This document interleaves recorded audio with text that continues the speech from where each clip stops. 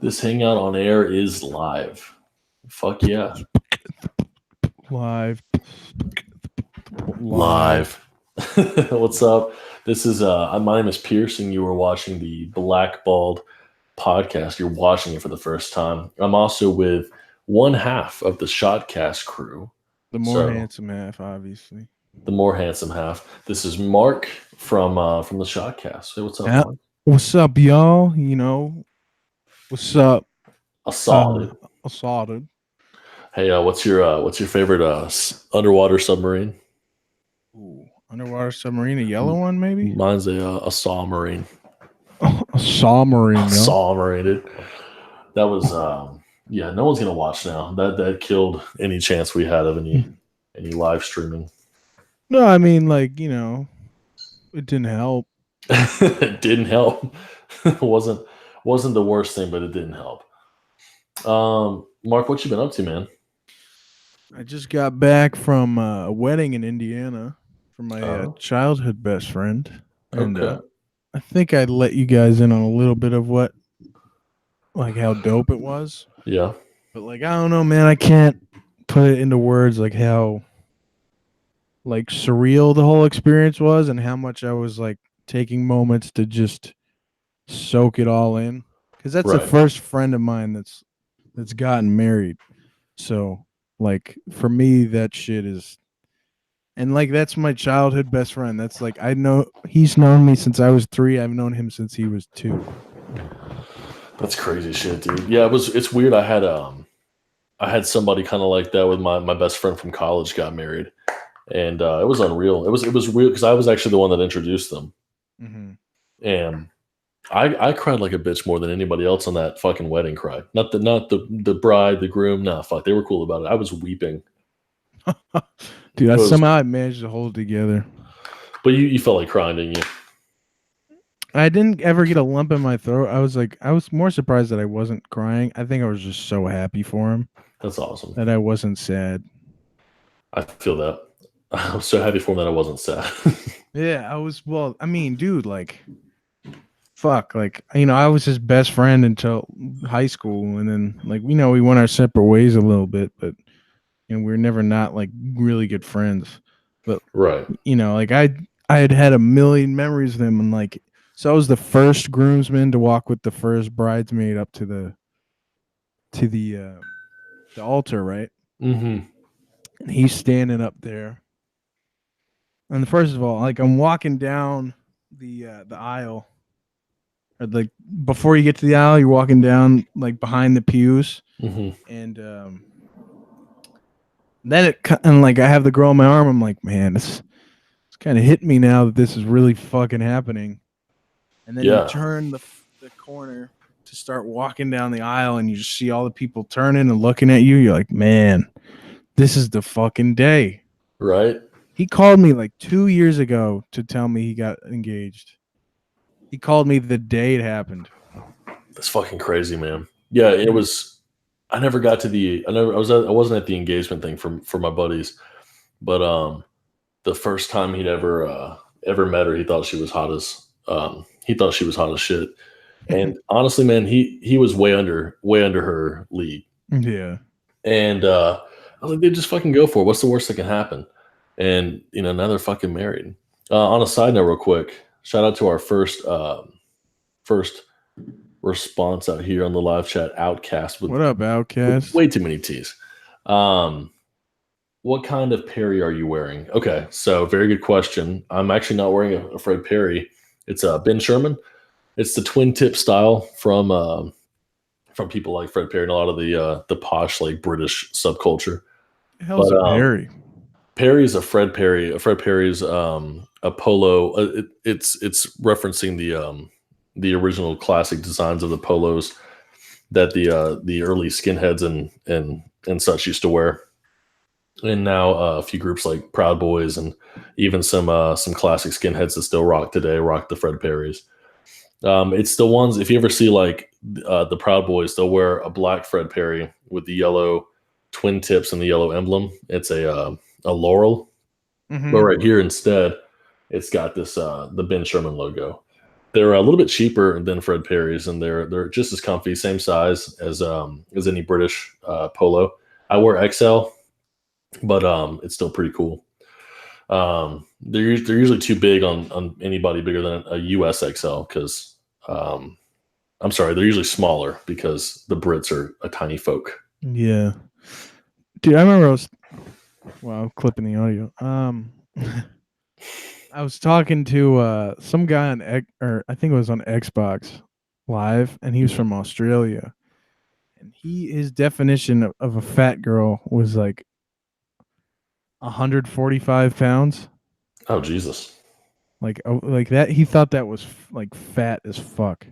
He's like, that girl needs to lose some weight. That girl's. I'm pretty sure that girl's healthy in the United States. Yeah, yeah. It's weird. Today I was. I'm hanging out with I'm hanging out with a white chick right now, Tuck. Let me tell you, and she is pretty sick for a white chick, but she's about my height. She's 6 foot tall, and I was like, what do you weigh? She's like, I'm so fucking fat, and I was like, no, you can't be that fat. She weighed like 135 at 6 foot tall, and she thought she was fat as fuck. It's like I wish I could be skinny like that. The other countries always see us as a lot bigger and a lot fatter though. Yeah, well, it's fuck them. They're not America. I mean, honestly, like when most every bit of the population outside this country is like 5'5" as a height average, you don't have an opinion. Yeah, and I'm 5'6". I'm like Owen Benjamin in that regard. I'm a height supremacist, as he calls it. You son of a bitch. How tall are you? Like I said, you look tall. I think we talked about this before. I'm 5'6". If I was 6, see, you're right about that. You're good. 5'5" and below, I don't fuck with. That's the cutoff. It's the cutoff for any man worth his Pretty weight. convenient. No, listen, I'm not tall. Mm. I am short. I'm shorter than probably almost all my friends, but like I could be way shorter. Yeah, you could. What's weird, I swear to God, I'm adopted, dude. My dad's like 5'8" and my mom's 5'3", and I'm 6'3". I have no idea where it came from. Dude, everyone in my family's tall. We My might have got sister's 5'6" for a girl. Jesus, that's not too bad. My mom was 5'9". She shrunk. She's not 5'9" anymore. Mm-hmm. My dad's like 5'11" and a half. My brother's 5'11" and a half, and the grandfather I look just like was 6'2". So I was like, went my whole life being like, oh, I'm gonna be 6'2". No, God said nah. And I hit 8th grade, and I was like, well, why am I not getting any taller? Right. I had this theory. Go ahead. What were you saying? There was one moment in time, I said it to myself one time in like 7th grade, maybe like 8th grade. I was pretty happy with like how my size was, like Yeah. how big I was. And like, whatever, this didn't have any effect on it. But I was like, you know what? I would not mind staying the same size for the rest of my life. And what do you know? It fucking happened. It fucking happened. And now you're not satisfied with it, are you? I mean, like, whatever, bro. I wear my Timbs, and if I'm feeling really insecure that day, I can just put in like some shoe inserts and be like an inch taller. So I'll be like 3 inches taller. Dude, go full skinhead and start wearing Doc Martens, and you'll be good to go. You'll gain like 2 inches. Dude, they're those. I would never, ever stoop to elevator shoes. Robert Downey Jr., right? Yeah. He is 5'7". Most of the Hollywood dudes are short as fuck. I know, like, didn't he have to wear like platforms like while recording, or I guess while filming Iron Man and all that shit? Well, I think he does it by choice. I mean, probably. I know Zac Efron and don't ask me why. I know Zac Efron and what's the he's not tall either. The brother, Dave Franco, the younger brother of the Franco brothers. They're both like 5'6", 5'5", or 5. I think Franco's like 5'5". I feel like you can't trust any online like record of how tall anyone is for celebrities, especially. Well, they do that in college too. When I was playing ball there, I was like, yeah, I'm 6'3", I'm 220. They probably said you're 6'5". They go, 6'5", 240. I was like, I mean, they're gonna know when they see me that I'm not that. But sure, I why not? remember in high school when I was on the football team, they would add like 2 inches and like 20 pounds. So I was like 5'6", 220. Mhm. Like you're 5'8", 240. So, all right. That's how it goes. But listen, man, I got a theory about women, and I want you to hear about it. This is one of my new theories. All right. So my Down the theory rabbit hole. is, oh yeah, my theory is that there is no woman actually worth having a conversation with, like getting to know. You'll hear this a lot. Just hear me out. You'll hear this a lot in different spheres. Like you've got the men going their own way thing. You've got these like misogynist men that don't believe women should have rights, and like those are all true things. But the point that I'm getting at is there's no such thing as a woman that you can actually be friends with, and not in like a way like you're gonna wind up fucking them. I'm just saying that there's not been one that I've met that I could have a long long-term friendship with and get to grow with them. There's just not. All marriage is finding the girl that's hot enough to prevent you from realizing that. That's all it is. I don't believe in that. Let me tell you, okay, there is one exception to this rule, Mark, and they're called lesbians. You can't fuck them. They're pretty much the same thing as you. They have like an invisible dick, and then they sit there, like you chest bump. You guys watch the game together. She's like, "Yeah, politics." You're like, "Yeah, politics," and then you go home, and you're like, "God, I wish you were hot," and she's like, "I wish you were too. I wish you were my speed." But no, it's all it is. I've met plenty of like the coolest and some of the hottest girls I've ever met were lesbians. I don't know, man. Oh wait, oh yeah, okay. Some of the coolest and hottest too, yeah. But yeah, again, you can't do anything with them. You look at them, and that's about it. That's all you can do. And they just got that fucking rocker chick. Like I remember there was one girl when we went and when my buddy and I were going up to school in Vermont. Nearby was this college called Keene State, and so he matched with one of the girls from there on Tinder. Mm-hmm. So he was like, "All right, let's." He's like, "You come be my wingman." I was like, "All right, word." So we went down there and we met up with this chick. Had to climb through like a window to get into her dorm because they weren't allowed to sign that many people in. Jesus. And first of all, he did not get laid. Second of all, she was a bitch. Third off, she had a fucking speech impediment, which we made fun of and didn't realize it. Damn, dude, that sucks. Yeah, whatever. Who gives a shit? I remember cunt. But no, hold on. Oh, you good, yeah. So when we go in there, fuck. So long ago, I don't think I've ever told this story. We're sitting in the room, kind of like just chilling because they don't want to go out or anything, and she's with all of her roommates who are all like fucking like really obnoxious. Like there was this one pretty fat blonde like girl who was like 5 foot tall, talking shit to us, saying how she could outdrink the both of us. It's like, motherfucker, I'll throw back 20 beers right now, especially at that time in my life.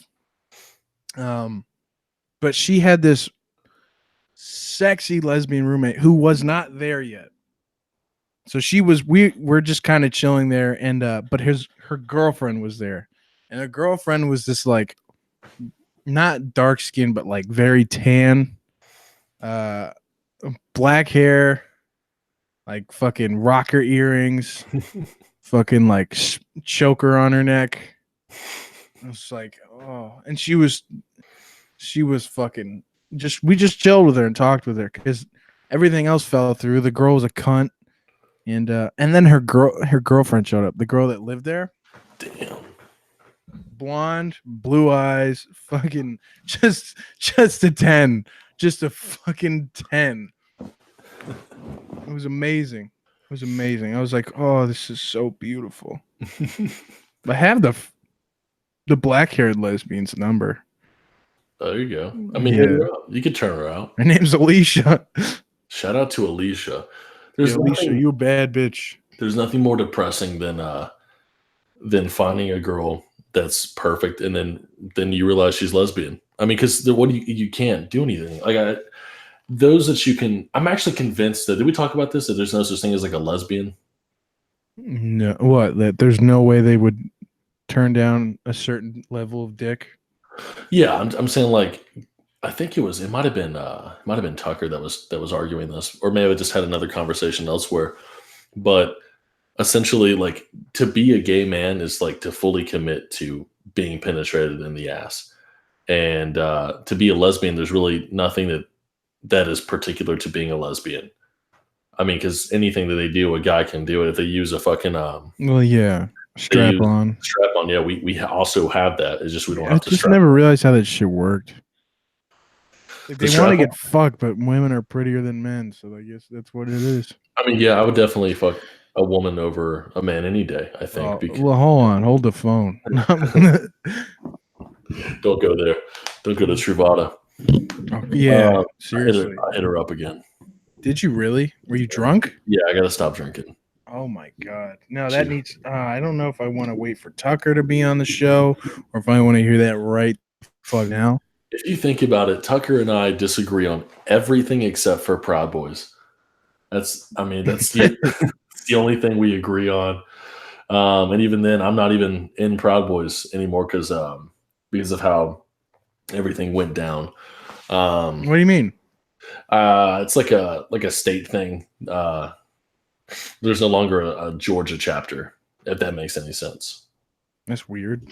It's a long story that had to do with all They the get banned? No, it's just there was a disagreement between the president and the national and international chapters. Everything went kind of like into hiding for a second, and through all that, when they were trying to figure everything out, I don't know. I'm not the fucking president, but he disbanded from us. If that makes any sense. It's fucking weird. Would he start his own group? As to that, I couldn't tell you, man, because even if we did, it's secret. It's secret? What do you mean it's secret? We're like the Freemasons now. We're like the know nothings. You don't know. We don't know. Yeah, I don't accept that. I don't accept that. But no, think about it. That. Think about it. Tucker's obviously, we found out the last live stream we did. Tucker's a fucking Israel boomer. Who would have fucking thought? Oh, dude, he was sticking up for the Jews hardcore and Israel. That's crazy. I would have never guessed that. Out of everything that Tucker hates, he does not hate the Jews. Yeah. I mean, I'm just amazed by it, honestly. I was surprised that you would be as against Israeli government. No, I'm not against Israeli government. I'm just saying, like, we help out a ton there, and fucking they've all the land they own has been taken forcefully from other countries. Right. Well, I mean, and to an extent, that would have to make you against them. Like, if you disagree with that, like it's well, I don't disagree with it, but it's not that you're like, no, I don't think that's what really sucks is like people get labeled like Tucker labeled me an anti-Semite just for disagreeing with how everything was operated in Iran and how it still is operated in Iran. Like, we were about to like rape Iran just recently. Mm-hmm. Thankfully, somebody told President Trump something different. Apparently, Tucker Carlson did. Did you hear about that? Yeah, who said that? Tucker Carlson? Apparently, Tucker Carlson was he can go fuck himself. You don't like Tucker Carlson? No, I'm just saying he's full of shit. No, it's not that he said that we're not doing it. He's saying that that he advised Trump not to. Well, he didn't say that. Trump would fucking take advice to. Oh yes, he would. Do you understand that whenever Trump has an idea, whenever Trump comes out in the mornings with here's the new plan, here's the new strategy. If you watch Fox, I think it's called Fox and Friends or whatever the Good Morning Show is on Fox News, he literally is like live tweeting ideas based off their show. I shit you not, dude. And Sean Hannity had already done that. Sean Hannity's been a great, he's been a major advisor in Trump's candidacy and in Trump's presidency. Hannity's like hand in hand with him. It's no surprise that Tucker Carlson got a hold of him. I'm telling you right now, Tucker Carlson is based as fuck for not letting us go to Iran. What does based mean? I saw you tweet it out today. I probably couldn't even tell you, to be honest with you. Like there was a guy once upon a time that was a big member of the Proud Boys, and I think his name was Kyle Chapman. And Kyle Chapman was later, I believe, disavowed for becoming too alt-right, which is kind of bullshit to me. Like either be alt-right or don't. Well, would But you consider yourself alt-right? I think people will consider me alt-right. Yeah. Which is really weird because I'm socially very liberal, and I want everybody to be able to do whatever they want to do. But I guess because of my border views, my nationalist views, and my views on illegal immigration, I'm considered a Nazi now because everything right of center is now Nazi and alt right. I took a poll, one of those economic and political polls, and I was labeled as a classic liberal, which kind of pissed me off. Yeah, Everything I've aligned with my whole life was a lie. I know it really pissed me off. But no, like Kyle Chapman was called based stickman because during one of the rallies where Antifa went to attack the Proud Boys, Mm-hmm. he grabbed a stick because the Proud Boys don't ever carry weapons. They always had either permitted protest or permitted events where they would go out and do public services or whatever. And so Antifa started hitting them over the head with glass bottles, firing off smoke grenades and all that shit. And Kyle grabbed a big rod and started whacking people off in the heads with them. And so they called him Base Stick Man. I think Base is like OG, not leaving their roots kind of person. It's like a 8chan, 4chan shit. Yeah. But dude, we got 3 whole likes so far, dude. I ain't trying to brag, but Guess what? None of them are me. yeah, none of them are me either. I'm excited. I'm surprised. It's good. It's good, Yeah, we had Outcast. Let's get some more people in this shit, dude. This is pissing me off. Come on. I'll go But, tweet it out. I'll go tweet it out. You know what? I should have done that too. That'd have been smart of me. How many followers you got on your Twitter? So I did a little cheat code, Mark. I didn't buy Okay. followers, but I did swap my account to my main account that was my personal account. Okay. Which is almost 1,000 followers. No, it's like 600. It's not too much. I swear you had maybe it was Pakistan Dan that has a lot more. Dan does have a lot. I used to have 800, and then when I started tweeting politically, I lost a lot of friends. Well, It's weird. It's like if you were to go in my personal messages on Twitter, there's like 18 friends in the last year that have come out to me that have like talked to me about the struggles of being trans or pan or queer or whatever.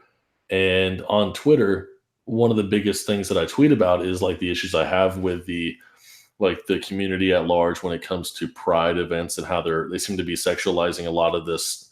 Like pride, like we kind of talked about, pride is nothing but a way to, at least it's become this way. I don't know if it's always been this way, but it's not about like activism and showing people that it's okay to be like LGBTQ, whatever. It's all about let's be naked in front of children and tell children that it's okay and not weird at all. It's like when Portland had the naked bike ride through the town to showcase, like, I think Don't it was be like, hating on the city of Portland. oh, dude, I'm hating hardcore, man. Portland's like the #1 shit capital of human feces in the streets. It's not. You see the hat I'm wearing? Rip City. Oh, yeah, rest in peace, Portland. You damn straight. Suck my dick. Portland was good. Now it's a cesspool for Antifa, for the homeless, for shitty propaganda. But it's pretty, man. Oregon is there's nowhere like it, and I really wish that the traditional people had stayed there and progressives had left. It's sad, but yeah. So like, it's weird because, personally, I think that I think most of my friends and most of the people I have contact with are progressive liberals that are not straight and that are not white. Mm-hmm. But on my timeline, all you see is me arguing over my political views and people disfriending me or blocking me, and it kind of sucks because I feel like those two things can go together. Like I'm not against immigration, I'm not against whatever gender you want to be or whatever sexuality you want to be, but I'm avidly against illegal immigration, and I think we all are. Well, no, it's weird. It's like people. I swear to God, I don't know what it is. I don't know what's going on, but you've got these white politicians that are rich as shit that live in only white neighborhoods that would never step foot in an inner city neighborhood that are completely for throwing in illegals and non-viable citizens like a threat to our civilization into the streets to live in our cities and are like it's okay. In fact, I think it was somebody on Angela Merkel's political team in Germany that said in front of the German Congress, whatever it's called, that she's like I'm speaking directly to the alt right and to all the Nazis here, the AfD for Germany, the far right party, Yep. that we are going to force all these immigrants into our state and into our nation, and it's going to be good for them. And I'm just like, why do you say it like you're trying to hurt us? You know, it's like almost like you know that you have a rabid dog and you can't wait to let it go through a kid's park. Yeah. It's crazy as shit. And all we're asking for is like, could you maybe vet them? Could you maybe see if all the of age for war men from Syria Like that are that coming? girl from Iowa. What was her name? Molly Tibbetts? Explain. I don't know the story. The girl who went to Iowa, she went out on a jog, fucking disappeared for like a month. They found out where her body was, and the person who killed her was a fucking illegal immigrant. And he'd already had like warrants out and shit. Probably. I'm sure he Yes. was wanted in his country. He just murdered this Yeah. girl. Well, it's usually how it goes, man. And like, it's the thing that Trump said originally that got him a lot of crap, among many things, was when he was running for president. He said, and when Mexico brings their people, speaking on illegal immigrants, they're not bringing their best. They're bringing drugs, they're bringing crime, they're Yeah. rapists. Some I assume are good people. Rapists, drug dealers, killers. Yeah, and we literally, I forgot who it was in Congress. It was some older lady was in front of our Congress, like, what rules did these people break? And one of our politicians had to be like, ma'am, being here illegally is breaking a rule. On top of the fact that I think 80% of illegals already have a criminal history. And if you believe in rape culture, if you believe in cartels, if you believe in crimes, all of these things happen on the way to the fucking border. So if you believe in rape culture, why would you bring your 4-year-old daughter with you on this journey through the desert only in hopes of being okay when you get to the other side? Why? I think it's actually 3 out of 4 women do literally get raped or sexually assaulted on the way to the border, to the US border. And if it's bad enough in college campuses to have Me Too movements all throughout the place, why the fuck are you okay with this? Just because you like I mean, it's almost like they hate the illegals so much they're letting them rape themselves to death. That's fucked up. It's fucked up, but it's what's going on, man, and I don't understand it. I don't understand why these people that would never touch a person of another color in Congress, in the White House, and other fucking countries' political establishments are so almost like they fetishize over the idea of having brown people of color or just illegals that are not Americans come in without any credentials to take away more money, to waste more tax-paying dollars, and to further put our cities and our country through crime. I remember my dad had this idea. He was like, if these politicians want so bad for these illegal immigrants to be harbored here, it's like, why don't they just fucking harbor one in their own homes for a month and see how it is? I forgot who did this, but some right-wing provocateur did that. They brought like 20 illegal immigrants to one of the houses of one of our biggest politicians. It was like, keep them, take them in. Bernie Sanders, the socialist himself, has 3 fucking houses all over $300,000. Of course. Give it to somebody that needs it, right? Give it to illegals.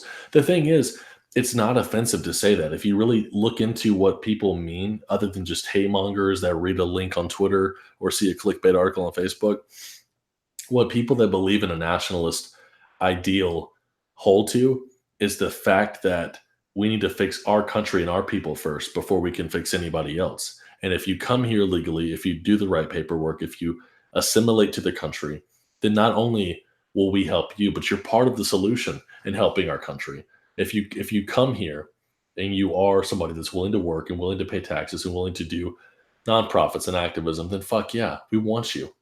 But just like if I went to Nigeria and I refused to learn the language, I came there illegally with no paperwork, and I said, why don't we put McDonald's up everywhere? Why do you guys not wear shoes? Why don't we have, Ben Sherman polos?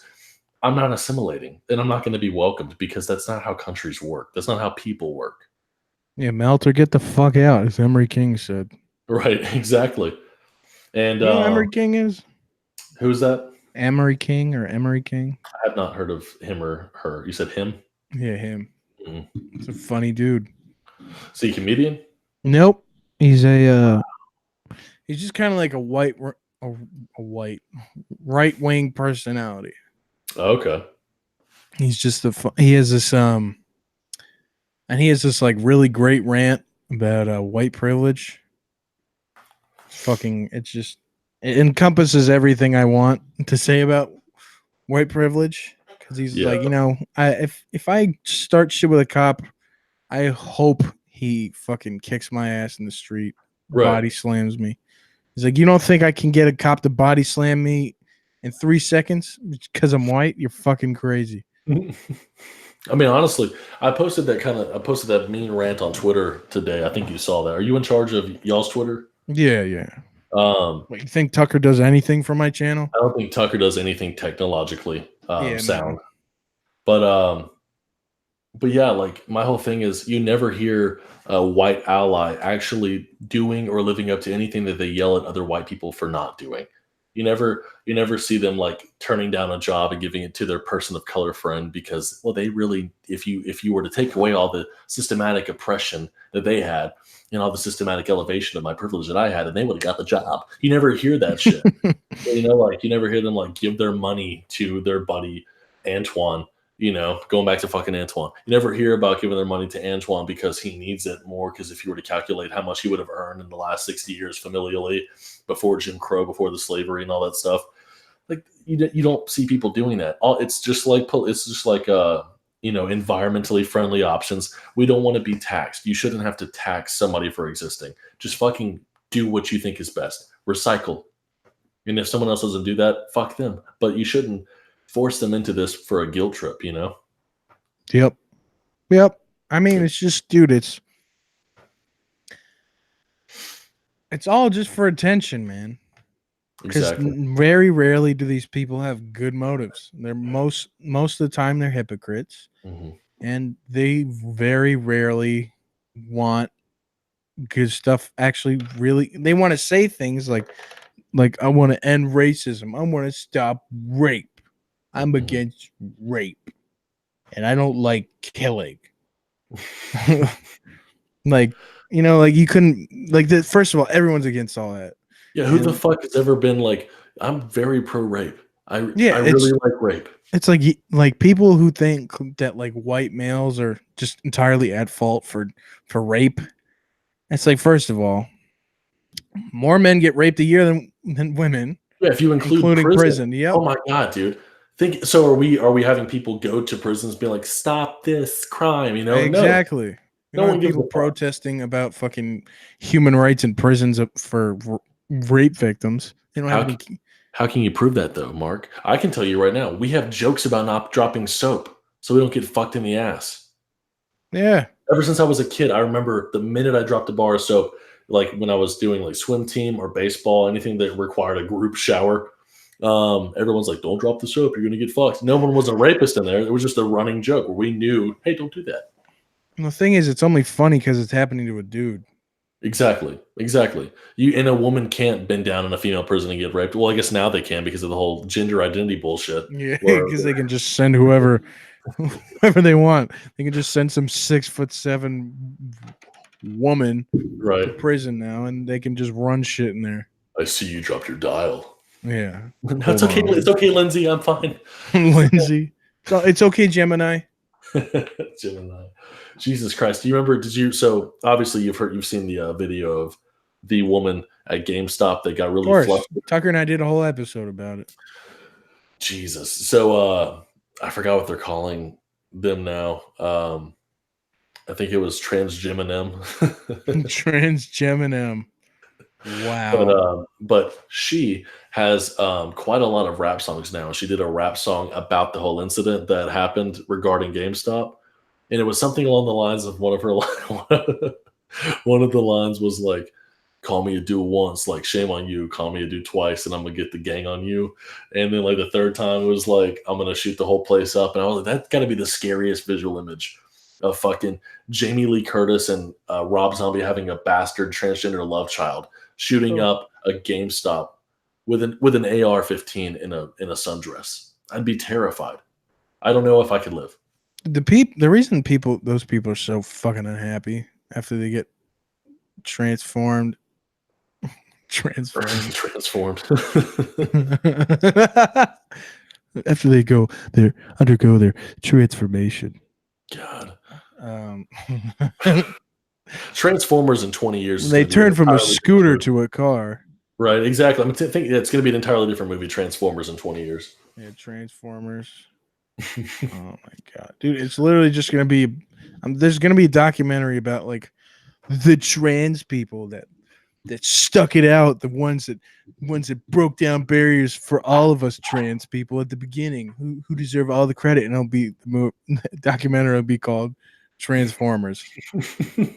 I took down a photo of one of these YouTube activists, I think it was. Okay, so I'm gonna try to find there we go. So this is something now. Because it's a woman to man. Yeah, it's on Netflix. It's called Tales of the City, which of course doesn't show like any real world people. I mean, like if gays make up 2% of the population, trans people have to make up less than 0.5% of the population, right? Well, no, it'd have to be even less, bro. Exactly. But okay, Vince, there's like.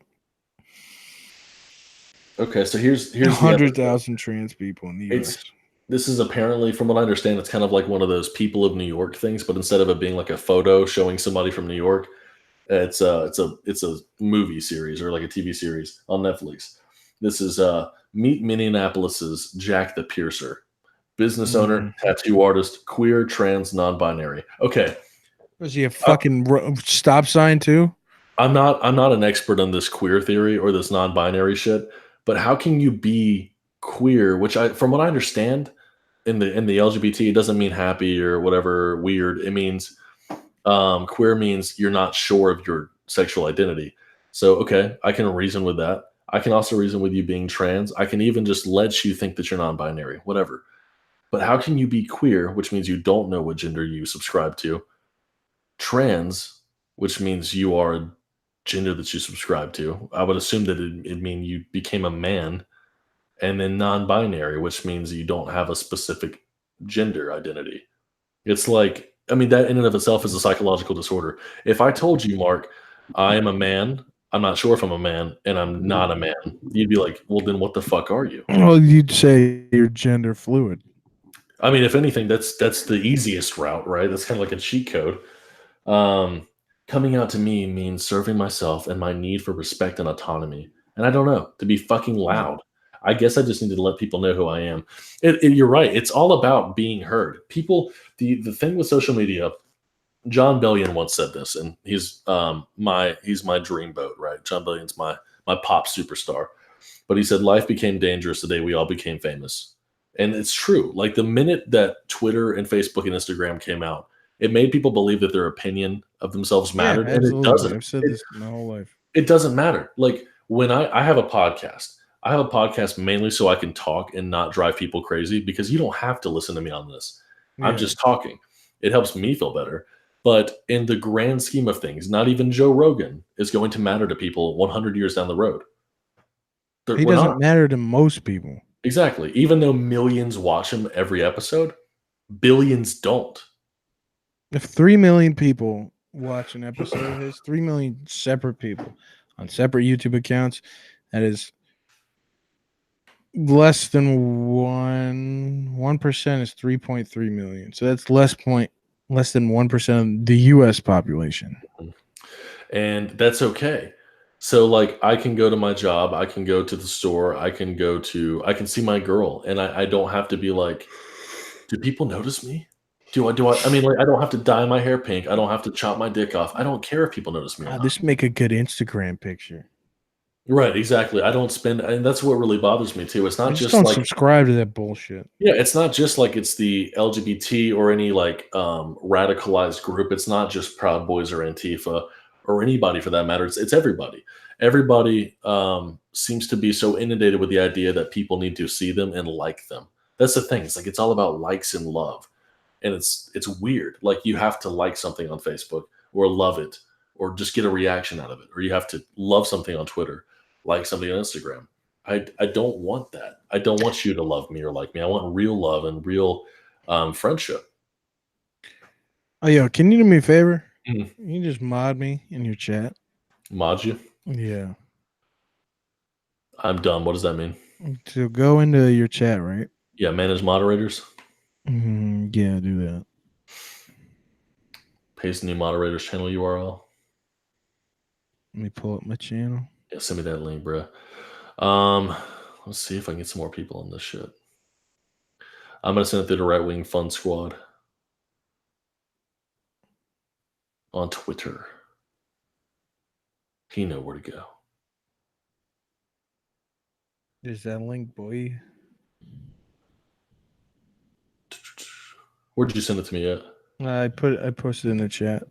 Oh, in our chat. See, this is how dumb I am. It's fine. There's 1,000. I'm looking at the stream real quick. There's 1,000% a little 5 seconds of me with my finger like a knuckle deep in my nose. I love that. Okay. Wait, where's it in the chat? I don't see it. On Discord? No, on YouTube. I didn't get shit. No, let me just send it to you on Discord. Okay.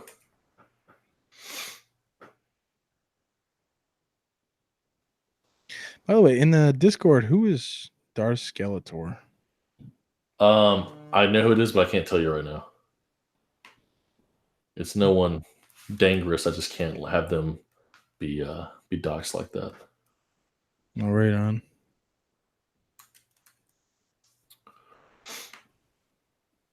It's intense. Oh no, right? Shotcast. Got you. I'm saving it. You are now a moderator. Go ahead and try it out if you want. There it is. I see it. Cool. Good stuff. That way I can moderate shit in your chat. Hell yeah. Even if I'm not on the live stream. By the way, if we do streams independently, right? Or whatever, or together, what we should do is we should be watching the other person's stream. That way they get the credit for the watch minutes. Okay. I like that. I'm probably gonna yeah, I got an idea for that too. I can't say that on here either, but we're gonna figure it out. We're gonna get monetized quickly, my guy. Oh yeah? Oh yeah. Wow. I've been doing some searching, you know. We got okay, so we only have one watching now, and that's not me. So I just double checked to see if I logged out if that would change shit. Well, I'm looking at the thing and I'm Oh damn it. Oh, we got 2 now. Fuck yeah. Okay. So where did you post it? Through Facebook, but I don't know if I'd even sent, to be honest with you. How did you get so many followers? I mean, whatever, so many is in 58, but on SoundCloud, like who listens? That's a really good question. Most of them I don't even know. They just came through the podcast, honestly. That's crazy. Yeah, I don't know how that happened because SoundCloud is probably my least updated thing that I do, other than just having to upload that to go through to iTunes and whatnot. Well, you're on SoundCloud, right? Yeah. Or sorry, Spotify. Yeah, I'm on Spotify now. And apparently, I'm on iHeartRadio. Shout out to Bryson, my guy, degenerates he calls us. Listen, man, just because I got finger fucked by a black chick with a 4-inch fingernail in Marietta does not mean I'm a degenerate. No, Okay. Pierce, you're an honest man. I didn't ask for it. You know what's funny, dude? My girl listens to my podcasts. Right. And she's finding out all this information about me getting robbed by a hooker, getting finger fucked by a black chick in Marietta. And she's still cool with me. So I think I gotta wife her. I don't know. Yeah, maybe you should, you fag. I'm gonna send this to her right now. Speaking of the devil. But Bryson, how you doing, man? Bryson's cool. What's Mark, up, Bryson? You sexy muff. he is a sexy mask, dude. I've been getting into Trailer Park Boys. It's a horrible addiction. What do you mean horrible? It's one of the best addictions you can have. It's not, dude. It's my life that I'm wasting It's on. like being addicted to exercise. It's like being addicted to fucking crack, dude. It's not good for me. It's good crack. I'm starting to treat dumb people in Bubbles' voice. Like, well, I'm just going to go with the vape, and then we'll see what happens. It's Yikes. unreal. Eve, have you listened to Jordan Peterson? I forgot if that was you or not. No, I'm not. I mean, fuck. Who do I listen to? Who do you listen to, Mark? I listen to my own show sometimes. I do that too. I'm very not egotistical, but I like to listen to how funny I am sometimes. I'm very Kanye West. Are you your biggest fan? Maybe. I definitely promote my show the most. That is true. I do the same thing. Well, I do a shit job of promoting, don't I? I don't do a great job. I'll plug it though.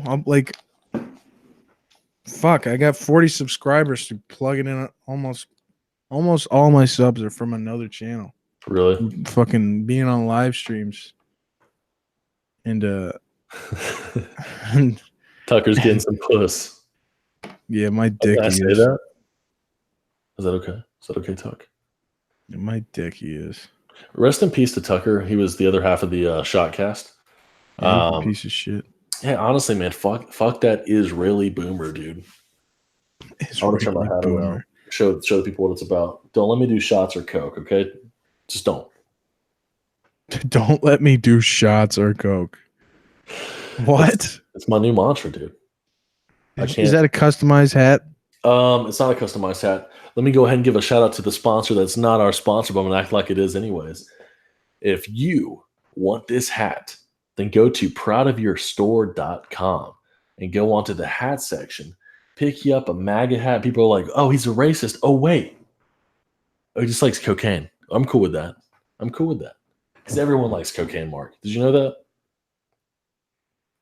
I may or may not have done cocaine. As someone that's obviously never done drugs, cocaine is way too good, and that's why I don't do it.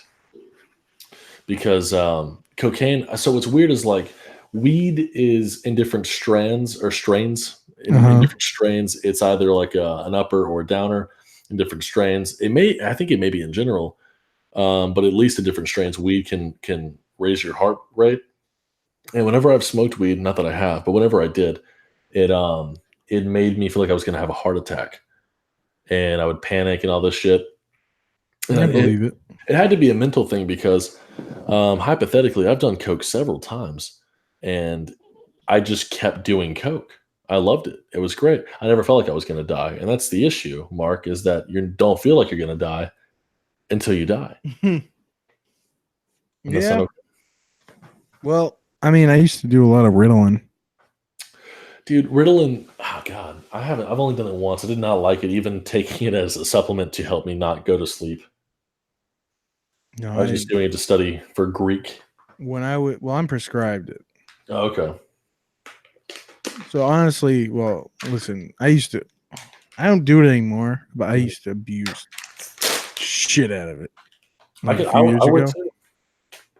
Like 3 years ago. Mm-hmm. Like I didn't abuse it my whole life, and then my buddy was like, "For this dude, it's no longer my life," because I think he just used me to get Ritalin at the end. Mm-hmm. So he was like, "Yeah, man, it's like cocaine. You can just do it constantly, or you can just do it when you're drinking. You keep going." I was like, all right. And I wasn't like a huge fan of it, but I let him do it. And then I just started doing it, and I got fucking way into it. Did you ever snort it? That's what I'm talking about. Okay. I snorted Adderall one time. I did not like that. No, I snorted Adderall. Adderall honestly works better and longer if you just ingest it. All of them do, dude. What do you think about what if you ingested Coke? Okay, I'm talking about pills. Okay, fair enough. Okay. I got you. I was like, well, maybe I'll try it again. You never know. And maybe I'll Um, just eat a spoonful of cocaine. I mean, I feel like That would absolutely kill you. one teaspoon of cocaine a day keeps the doctors away. I read Most that somewhere. cocaine has fucking gasoline in it. Isn't that crazy? That It's disgusting. Is what it is. It's the except unless like the cocaine that's made in the forests in Colombia, it is cut with fucking chemicals and gasoline to separate the coke from the leaves. we think that's bad, but if you think about it, It's bad. maybe not to that extent, but like when you're smoking a cigarette, or when you're like doing dabs, all of that stuff requires butane or lighter fluid, and we're just ingesting that. That's all we're doing. Like in order to extract to make dabs, as far as I know, you have to use some kind of like chemical like that. A lot of my buddies used to use butane, apparently. No, my buddy is a chemical engineer who I watched the thing about cocaine with. He's like, I see like 10 ways I can do this without using gasoline. Oh, really? Yeah, but he wouldn't tell me. You're like, oh, really? Tell me, what do you think? Yeah, I'll buy a coca plant, whatever. I just happen to own one now. Yeah, exactly. No, it's just for hobby. I just like to water it. Yeah, it does. Apparently, Brazilian farmers way back they used to be all about what's it called? Just putting a cocoa leaf on their tongue and Yeah. letting it kind of go into them slowly. Apparently, it was a shit. It would help you stay focused, kind of like microdosing is all it was, I guess. Well, yeah, it's like chewing on a tobacco leaf. I need to try that too. But I'm Why trying not to do do this. that? I'm trying not to vape anymore, man. I'm been using this like Salt Nick dip. Let me see. Let me see what it So looks like. it's called Zen or Zyme. Open the can. Oh, got you. I got you. I dipped for like 7 years. I'm interested in this. It's like Bandits, but just Salt Nick. It's not actual tobacco. Salt, Nick? So what's Yeah, in there? Salt? yeah. Look, so you know how when you get like a raisin, you'll see like little crystals on it Yep. because it's just a dehydrated grape. Imagine if you did that to a tobacco leaf. Take the crystals out. They put it in vapes usually. That's where you get jewels and all that, Salt Nick vape stuff. But in this case, they just put it into a little paper packet and then you put it in your lip. It's good shit. I've been using it the whole podcast. You gotta go cold turkey, man. That's how I went. Dude, every time I do, man, I get fucking cold sweats and panic attacks. It happens. Just You wait quit? like 10 You're days. off nicotine? Dude, I've been off. I'm not off. Like, I'll smoke cigars still. Yeah, I think that's That fine. wasn't my goal to get off nicotine. It was to get off dip. I feel that. It's like what I was known for in high school. Oh, really? Like 100%. 2-year anniversary was on the 12th. So you've been born and raised up north, right? Yep. I didn't even think dipping was like that popular up there. No, it's pretty big up here. Really? Yeah. That's crazy. You ever done chew? Yeah. Yeah. Used to pack a fat beach nut. I feel like Beach nut chew is only wintergreen. bad because of the amount of sugar. No, chew's bad because that shit's getting literally everywhere in your mouth. Yeah, that's true. It's also you fucking digging it into your teeth. It tastes like raisins. It tastes like raisins. That's Yeah. why it's so good. I love raisins. Yeah, and that chew is yummy. What's the one that people used to fucking snort? It was like tobacco that you snort. Snooze. Snooze. What There's the snuff, fuck? snooze, snus, and yeah. But no, what you do is with it, you take like a little fucking blob of it, Mm-hmm. and you just snort it off your wrist. Are you serious? Yeah. That must have been such a. I mean, was it a better buzz? Have you ever tried that? I've never done it. Let's do it, dude. No. No. I've made a promise with God that he wouldn't give me mouth cancer if I quit dipping because I was so high on Ritalin. Because I thought I had mouth cancer. I said, man, I've been feeling like shit every time I've been dipping. And so when I did like a shit ton of Ritalin, I would get like really obsessive and like whatever. And so I like went in my bathroom and like looked at my mouth and like whatever. Whenever you look inside your mouth, it just doesn't. It's not like exactly as you want it to look. And I was like, and I just saw like a white patch. It wasn't like actually cancer. but I just thought it was like a cancerous patch. I'm like, oh my God, I'm dying. That's crazy. And so I've I flushed my dip down the toilet. I said, I made a prayer to God. I was like, if I'd never do this again, you're not going to give me mouth cancer. I love how you're telling God, you're like, hey, listen here, dude. All right, you're not gonna give me this shit. Jesse used to dip like 6 times a day, 7, maybe sometimes 10. I never got into it, man. I just mainly because even though it was always around baseball, that's what I was always doing. Yeah. I can't do two things at once. I just suck at it. So I would try to go pitch with a dip in, and I would just swallow it. So like 4 times in a row, I'd swallow a big fat lip, get sick, and I'm like, I'm not going to do this again. Then I would go and buy another can, and I just did that 4 times until I was like, I'm good. When I played baseball in college, it was great. You played ball in college? I walked on my college team. I Nice, dude. never played organized baseball my whole life. I walked on. What the fuck? Yeah, it was great. That's fucking insane. I wish I'd gone to your college. I might have got playing time. I got a well, it was D3, so they don't do athletic scholarships, but they get Yeah, around that by giving you like a leadership scholarship. So I got right pretty on. much my college paid for just to find out that my coach fucking hated me. And so I played like I think 5 games, 6 games. And you That was quit? No, I was so my second year I got suspended for academics. So I couldn't play my sophomore year. So I was redshirted. And then my third year I went on did the fall baseball season where basically it's inter squad games you're playing. You might have like 1 or 2 exhibitions against like a team that's way better than us, like a JUCO where everyone's on steroids and 24 years old. Yeah. Um, and then you would play against each other because we had like 40 people on our fucking roster. And I realized that my meeting time was around the same time. Like there was a guy named Sam who was like 5'4", through submarine, probably 40 miles an hour. I shit you not. He never got offered a scholarship there. He just walked on.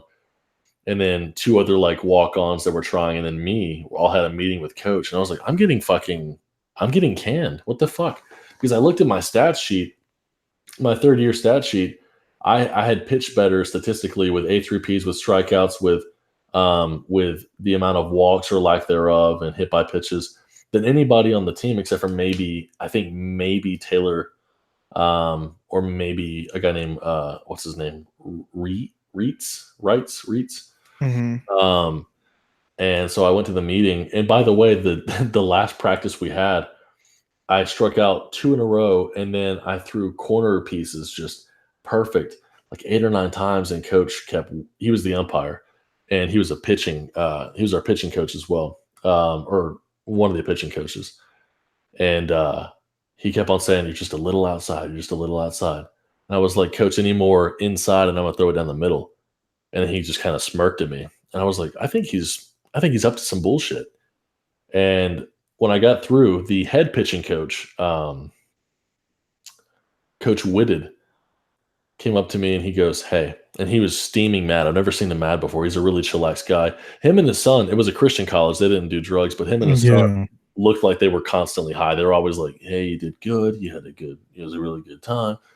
And he was, his whole face was red. And he goes, "I just want you to know that I've seen your progression athletically, and I've seen your academic progression at the time." And he says, "Whatever happens in your meeting, I don't want you to be upset because it's not right what's happening to you." And I was like, "God, that sounds pretty fucking cryptic." Yeah. So I went to the meeting, and the head coach just goes, you're just not baseball material." And I was like, "This is D3. I got offers for D2s and JUCOs. So what am I doing wrong now?" And he's just like, "You're just not fit for this kind of college baseball program." And I was like, "Okay, well then let me see the stats where all the pitchers," because everything was written down. Yeah. And I was like, "Let me see the A3Ps, let me see everything." And he's like, "No." And I was like, "Okay, so you actually are not saying that I'm bad. You just don't like me. You just don't want me on the team." Yeah. And at the time, dude, I mean, I was a hothead. I was not well. I did not socially mesh well with the college that I was at. So like I understood that I wasn't normal there. But But I was just like, that's fucking bullshit, dude. And then this fucking this Christian super straight laced college coach later on got caught making one of our guys with a broken leg pitch during like an important game. Two of our freshmen that year had cheated on their midterms, and he still let them play because they needed people, they needed pitchers, which I thought was ironic. And I was just like, you're gonna cut me, and so I cursed him out. I actually I don't even remember the conversation. I might have cursed him out. I might have just cursed outside the conversation. I blacked out. I was really mad, and it was just bullshit, man. Because I had the pitching coach, and even the pitching coach's son, who used to play and stopped playing because he didn't like the head coach, came up to me like a week later, was like, "Dude, you didn't deserve to be cut." In fact, every upperclassman, until I pissed them off, I was pilled up one night on what I think it was oxys, and I was just it was a bad time in my life. I kind of spiraled after that. I tweeted out some shit like, they had lost like 4 straight to like super easy teams. And I was just like, well, that's what you get for not having a lefty pitcher. And then the whole team started tweeting me back, and I was just talking shit to all of them. So I burned some bridges. But before that, I think all the upperclassmen came up to me and were just like, dude, we needed you as a pitcher. You were really good. And so freshman year, dude, I was dog shit. I lost everything good about baseball my freshman year. But every time I pitched freshman year for games we won, I did really well. During practice, I just sucked ass. So that's why I never got playing time.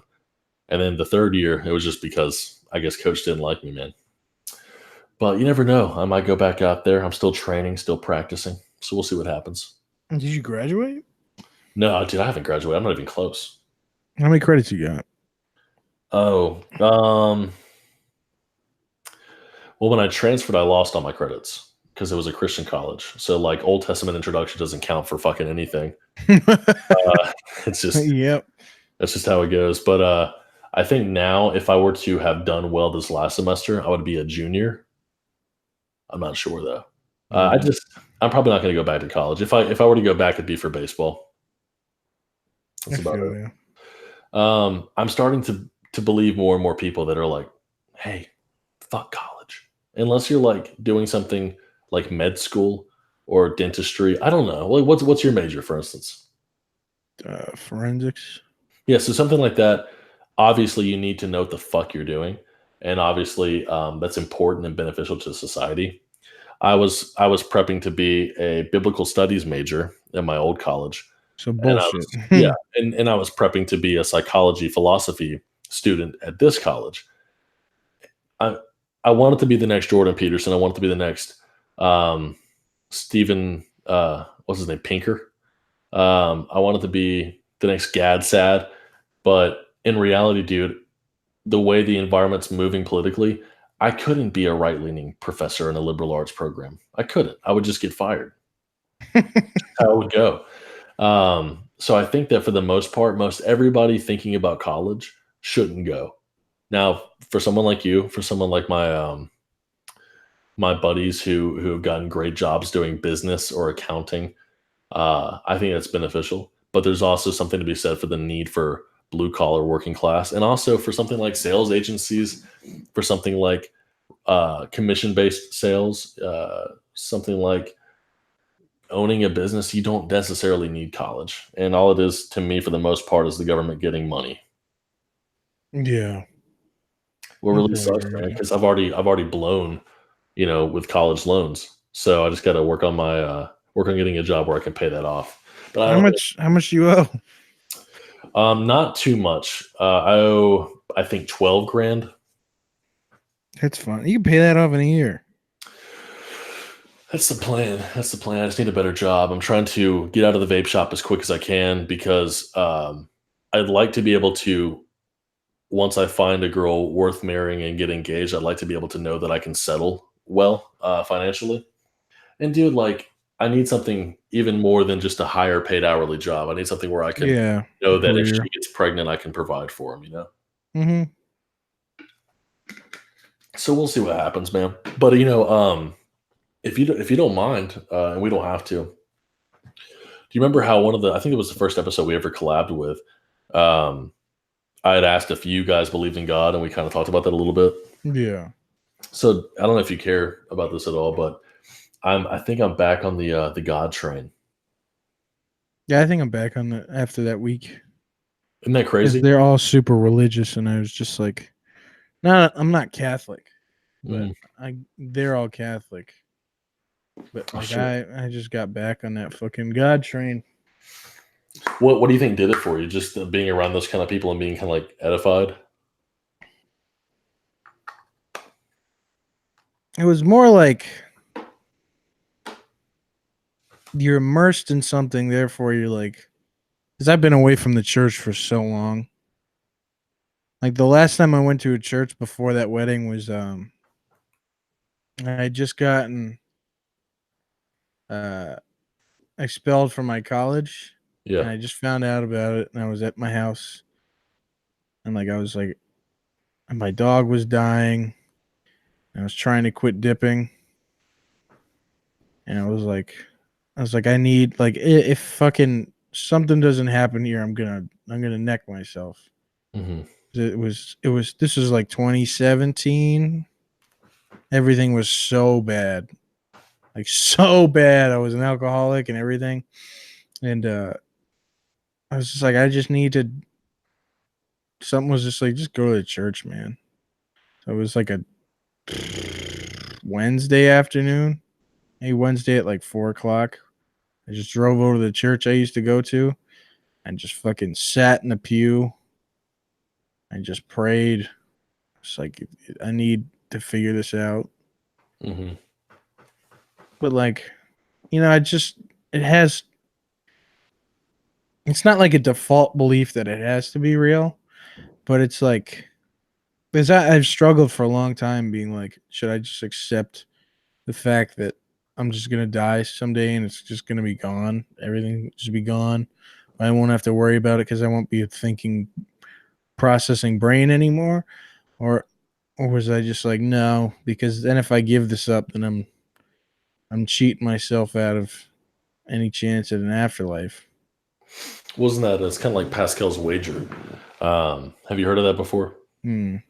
Is some, if you will, it's like a philosophical idea of there is much more benefit to believing on the off chance than in disbelieving on the off chance. And Yeah. that's not necessarily a bad thing. I think it's a really good start for anybody to get into um, whatever religion. I would obviously sway you towards Christianity, but you know that's it's weird that a group setting can do that. It's weird as shit, man.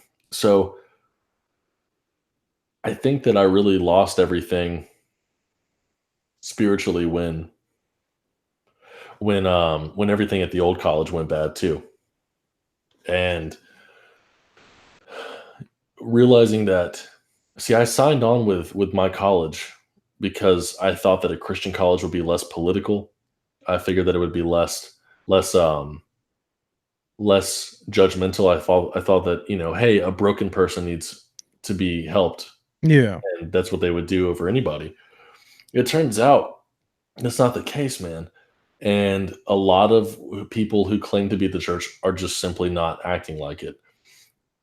So at that period, my youth pastor from my high school that I was super close with had pretty much disowned me for becoming a different kind of Christian, like a different like denomination. It was Mm-hmm. purely nitty or nitpicky. Nitpicky. Yeah, I almost said nitty gritty. It's purely nitpicky circumstances like pedo baptism versus adult baptism, predestination versus free will. It wasn't like I questioned the deity of Christ. Yeah. He just owned me, and then I saw some shit that he was doing that really upset me. I'd heard a lot of rumors about what had happened in my high school from staff to students. With him? No, no, no, not necessarily. I won't say any names with that. But then I get right before I go to college, my godfather passes away. That's the reason I have the thigh tattoo. It's about him. It's not the reason why I have the thigh tattoo. That's because I'm gay. But the reason I have that tattoo in particular is because of him. And Then I had one of the main father figures I had in the church. All this time, my dad was not really. We weren't that close at the time.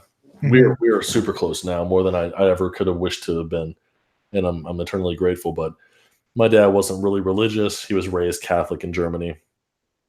Um, so every father figure I had was all collapsing. They were getting fucking sex charges. They were going to jail. They were leaving the church. They were turning Christianity into like a cult form. And Mhm. then I go to Covenant, and I've said that before, so it's fun. I go to Covenant, and everybody there just wasn't who I thought Christians would be. Then I began to do drugs. I began to kind of think the same thing, like it's better to be dead. And I gained a lot of weight. I had this weird thing where when I got to my house after leaving the college, um, I would sleep on my futon and just stay there the whole day before I got back to working. I would just eat, and Yeah, man. that That's was what I just slept all fucking day. yeah, like I was for the first time ever, I think, depressed, diagnosably depressed. Yeah. And I question everything, man, because I held on to these father figures, these idols, and that's what they were, is they were idols. And they all fell. All of our gods had abandoned us at that point. Um, and then people like Jordan Peterson helped me become motivated again to start, getting myself together. And I think that one of the biggest things you see in a non-believing person is nihilism. It's that same feeling, but it's a philosophy. It's a lifestyle where nothing matters. So who cares if you die? And that may be freeing for some people. I can't see how, but to me, it was the most depressing, mind-altering thing where I didn't even myself think of myself as real or worth anything. Mhm. And that's one of the other things I think people try to fight with social media is the feeling of not being worth anything because they look to false realities to give them some sort of Meaning and meaning, understanding. some sort of importance. Mhm. And the biggest importance that I found over that whole time was psychologically looking at the Bible and psychologically evaluating myself as best I could from a non-biased standpoint and realizing that the beauty of the Christian dogma is that everything points to something that's good. It doesn't point to something that's false. It doesn't point to a man that'll let you down or a girlfriend that will cheat on you. It doesn't point to people that will die. It points to the fact that you exist was because some creator who is all knowing, all purposeful, and all good wanting you to exist. Mhm. And then obviously everyone knows the stories, and if you don't, you should check it out. But the entire thread through this story of horrible people doing horrible things all points to this idea of nevertheless, and nevertheless, God loved them. Nevertheless, God died for them. And a lot of things have happened recently that have made me go back to that. Um, What was the big thing? I'll tell you right now, I'll just be completely honest with you. The big thing was, oh man, it was almost like, okay, so I believe in this idea of, it sounds crazy, I guess, to the non-religious person, but there's an idea of irresistible grace, and you can kind of see that in a non-spiritual form laid out in the prodigal son story. That no matter how far away you go, if you are a part of the family, you will always run back to your father. And I kept on thinking about that story, and it would be to the point where I literally went to go find my Bible. It wasn't like I was having a bad day. It wasn't like I was depressed. It was just this I've had everything I wanted. I've been financially stable. I've been a great house with great roommates. I'm at a good point in my life. It wasn't like I was on the verge of the pills still or the verge of suicide still. But my heart was tugged to this idea of the story, and I had to go reread it. And I just realized that I've always been called, and I'm finally running back, I guess. And the cool thing about that story is what's true spiritually is that the Father doesn't just isn't mad at you and punishes you for being someone that blew quite literally in my case their money on hookers, their money on drugs, their money on artificial semblances of love.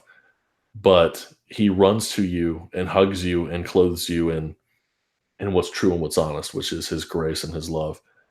But to add to that, the physical side that really swayed me was I met this girl recently. She came into the shop out of nowhere. She wasn't supposed to be at our shop. She was about to go get a tan next door and locked her car keys in her car.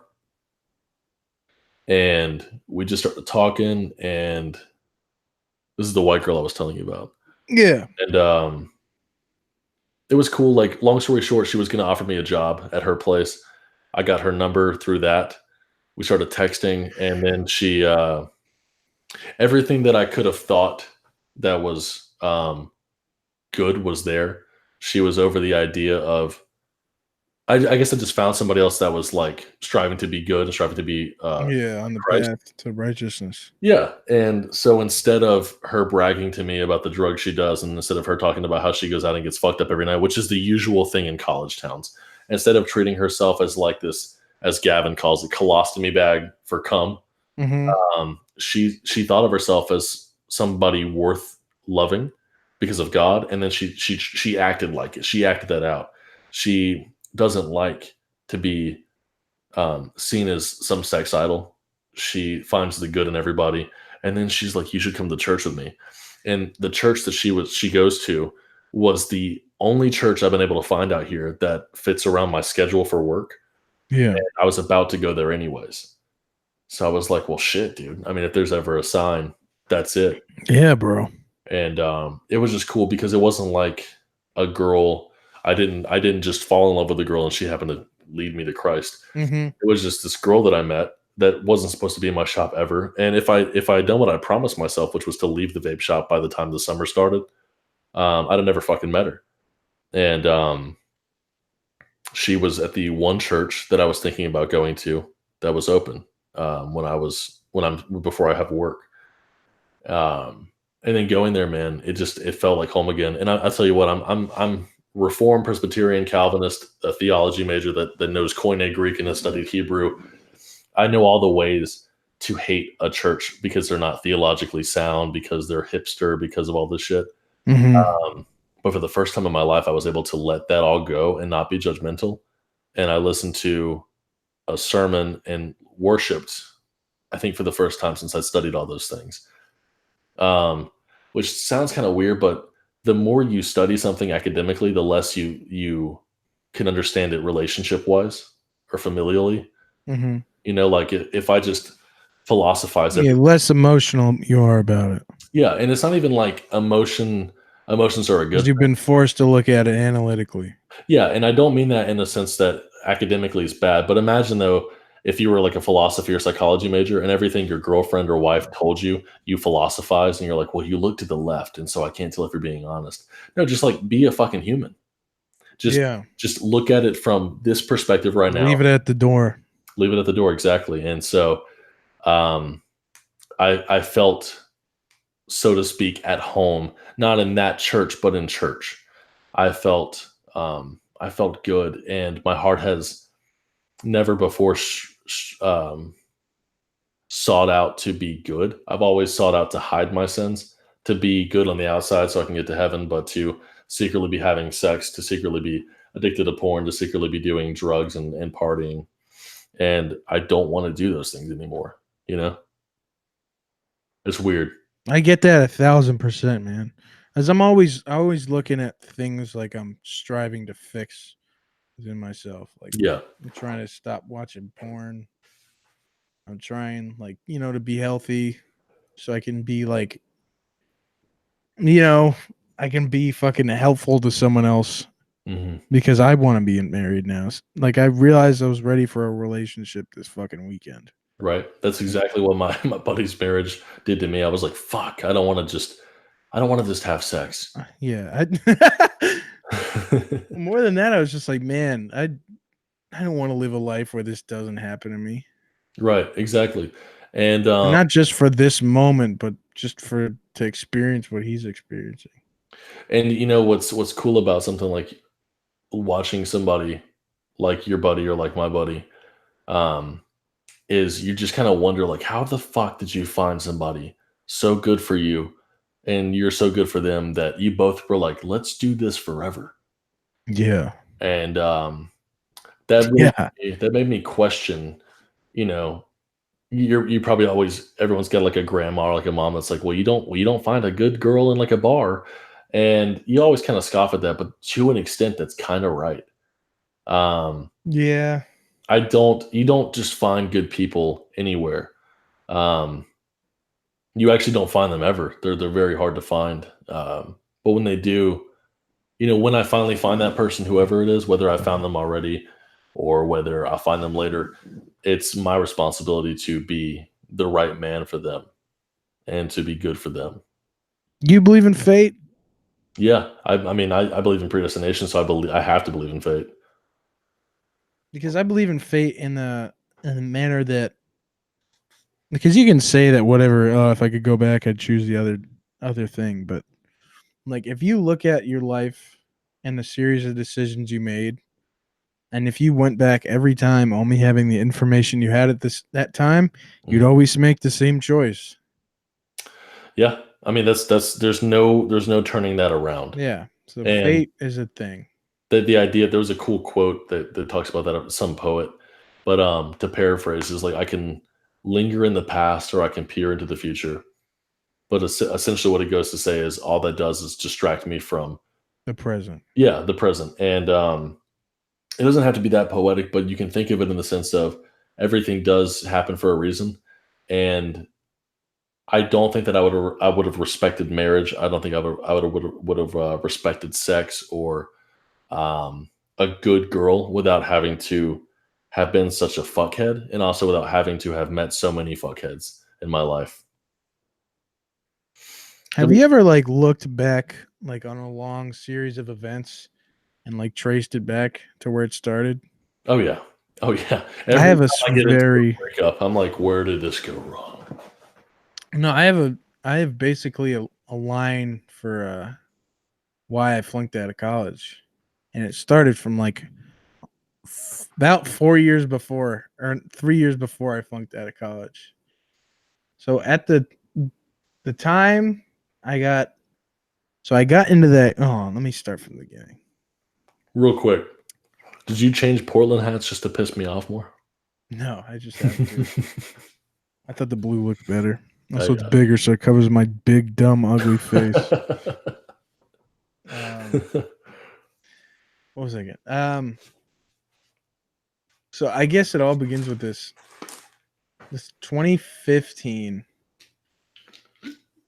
In 2014, like I went on vacation with some family friends, Mm. and like me and like the daughter really meshed crazy well. Like the first night we were there, we got plastered, and we're like, and this goes back to like the idea that like you are such a fucking idiot when you don't realize like someone was hitting on you at the time.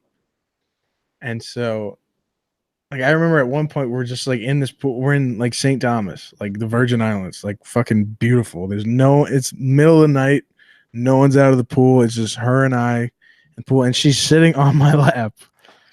And at no point I was pretty drunk. I don't know if I kissed her. I might have kissed her. But like so that's when like I started developing feelings for her, and that's when she and I started to get pretty tight. And not like a friend tight, just I don't know. And like whenever she had like a party or something, you'd always bring me around. And like whenever there's a snowstorm, I'd go to her place.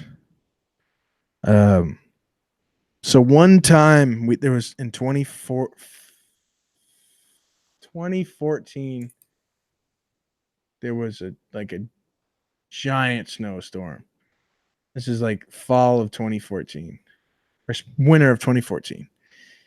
And I go over there and we're just fucking chilling one night with her like sister and brother too.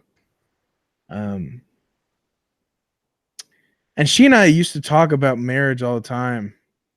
I mean like yeah, I just want to know who the fuck it is, you know.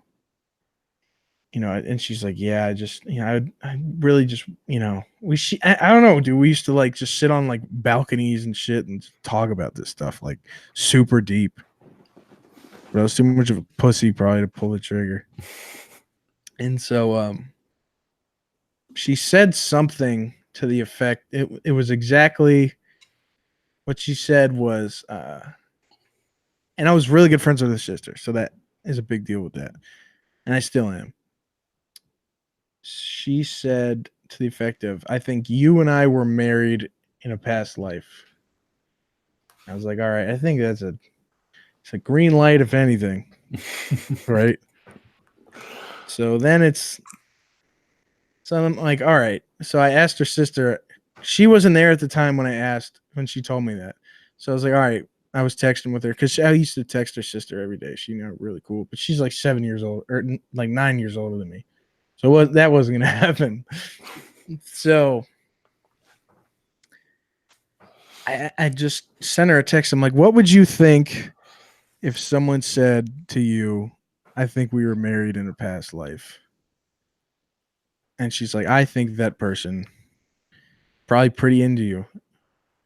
I'm like, well, what if I told you that was your sister Katie? And she was like, I think I was drunk when I was sending these texts because I didn't have the balls to like say it, like to ask the question to anyone. I didn't know what to do. I have the text still somewhere. Damn. But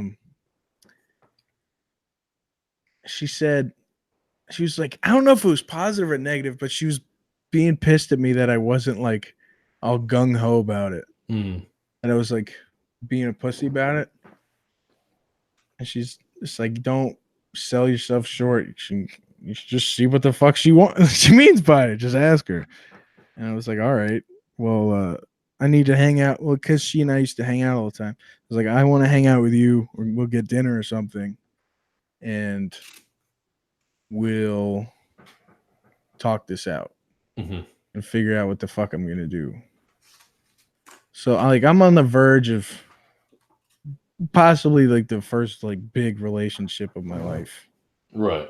And it would have been a really healthy relationship because she's really, and I was really healthy. I was like 220 at that time. I was very in probably arguably the best shape of my life.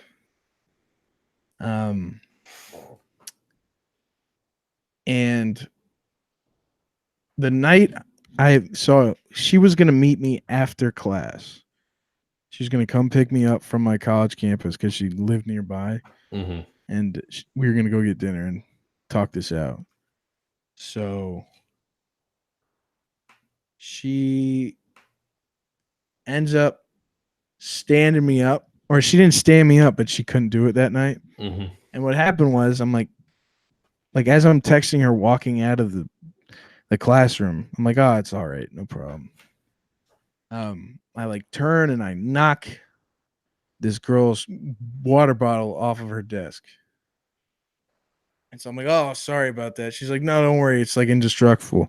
And she and I made like eye contact.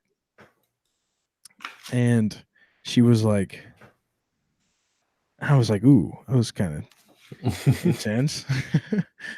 And so like I started like when she like left the class, I was like, I'm gonna talk to this girl after this class ends. Or like once we get outside. And so I just started chatting with her. We're walking down the hallway like together. And I'm walking down the stairs with her. I get to the parking lot. We're just shooting the shit. Like, I'm pretty into this girl. So then that girl and I start dating. That girl, you remember the girl I told you got arrested? Yeah. She was in jail. Like recently. Yeah. That's the girl that I met that night. Oh, Jesus. Oh, God. So she and I started dating like a few weeks later. And about a month after that is when I got arrested. And at this time at this school, right, I was studying. I was going to transfer to the school I wanted to go to pursue forensics. I was going to be in there. I was going to be fucking 19 or 20 pursuing my major and everything at the school I wanted to go to after being a 232 student in high school and now getting good grades in college. and like fucking living the dream and succeeding for the first time in my life. And then I get arrested with her because she was driving drunk, and I had my ADD meds in my pocket. So I got arrested for that. And that's a long story short, but so what happens was I have to go to court now, and now I'm distracted. Now I can't apply because I'm all scared and shit, and I can't fucking apply for this school now because I'm also afraid it's gonna affect my ability to get into this school.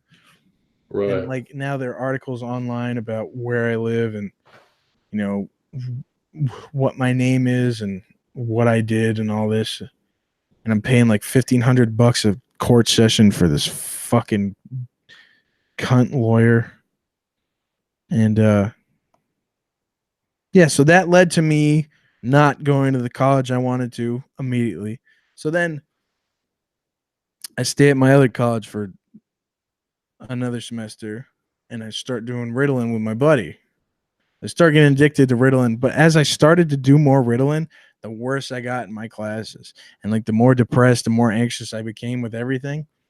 So the second semester, the spring 2016, I was at the end of it, which I had started, I was halfway through that semester. I had like all A's and B's, and then I like really ramped up doing Ritalin and shit. I couldn't go to my classes. I couldn't fucking go anywhere. I was like, all right, it's fine. I put in my application to the other college. I got in. I didn't have to worry about the semester I was doing, and I didn't have to give a shit whatever if I flunked.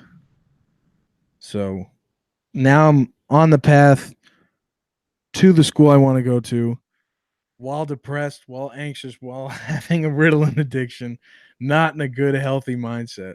And I can't do anything. I can't like go to class. Like I mentally and just like it when I wanted to go to like take a final or something, it took all of me to get out of my room to do it. And so then I get to the new college. I'm like, and like I have my heart set on doing forensics, and I'm in the advisor meeting with my advisor. I'm like, yeah, I want to be in the forensics program or whatever. I'll do whatever it takes. It was like a 3.3 student, and she was like, yeah, well, if you do forensics, it'll take like 6 more years. So I suggest you do something else. And I just took that for a fucking answer, like an idiot, like a bitch. Damn, dude. So then I got depressed at that college. I was living in a single by myself in New York City. And I started really drinking. That's when I met Tucker on RuneScape. It was around that time when I started getting depressed.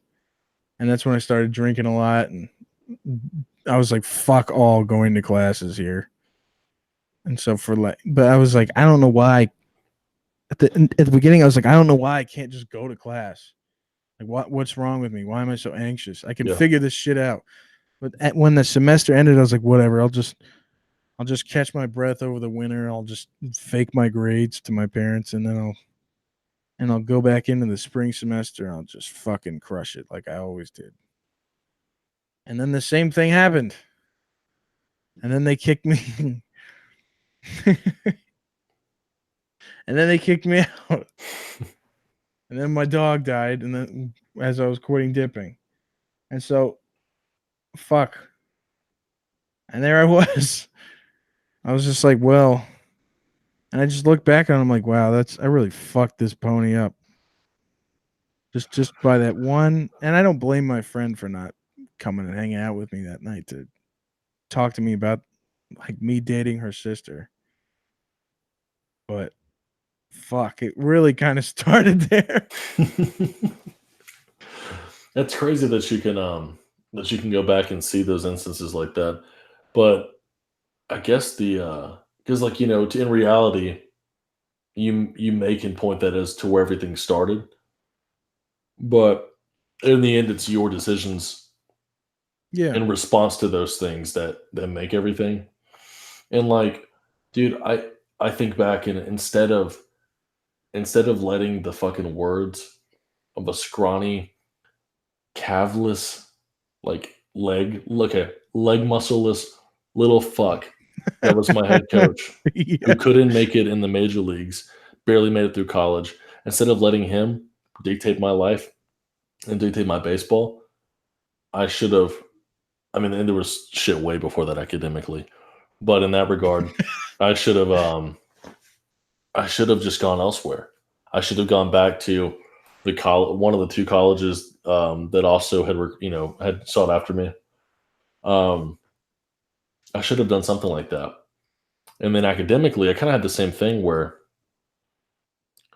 I didn't let like an arrest or anything get in my way, but I let females and the idea of living free Hmm. of any responsibility, so to speak, get in my way at college. And I went from being salutatory in high school and getting a free ride to any public college that I wanted to go to in Georgia to having to tell my parents the first semester that, like, hey, your son has flunked every class, Because you're too busy chilling with people and fucking around.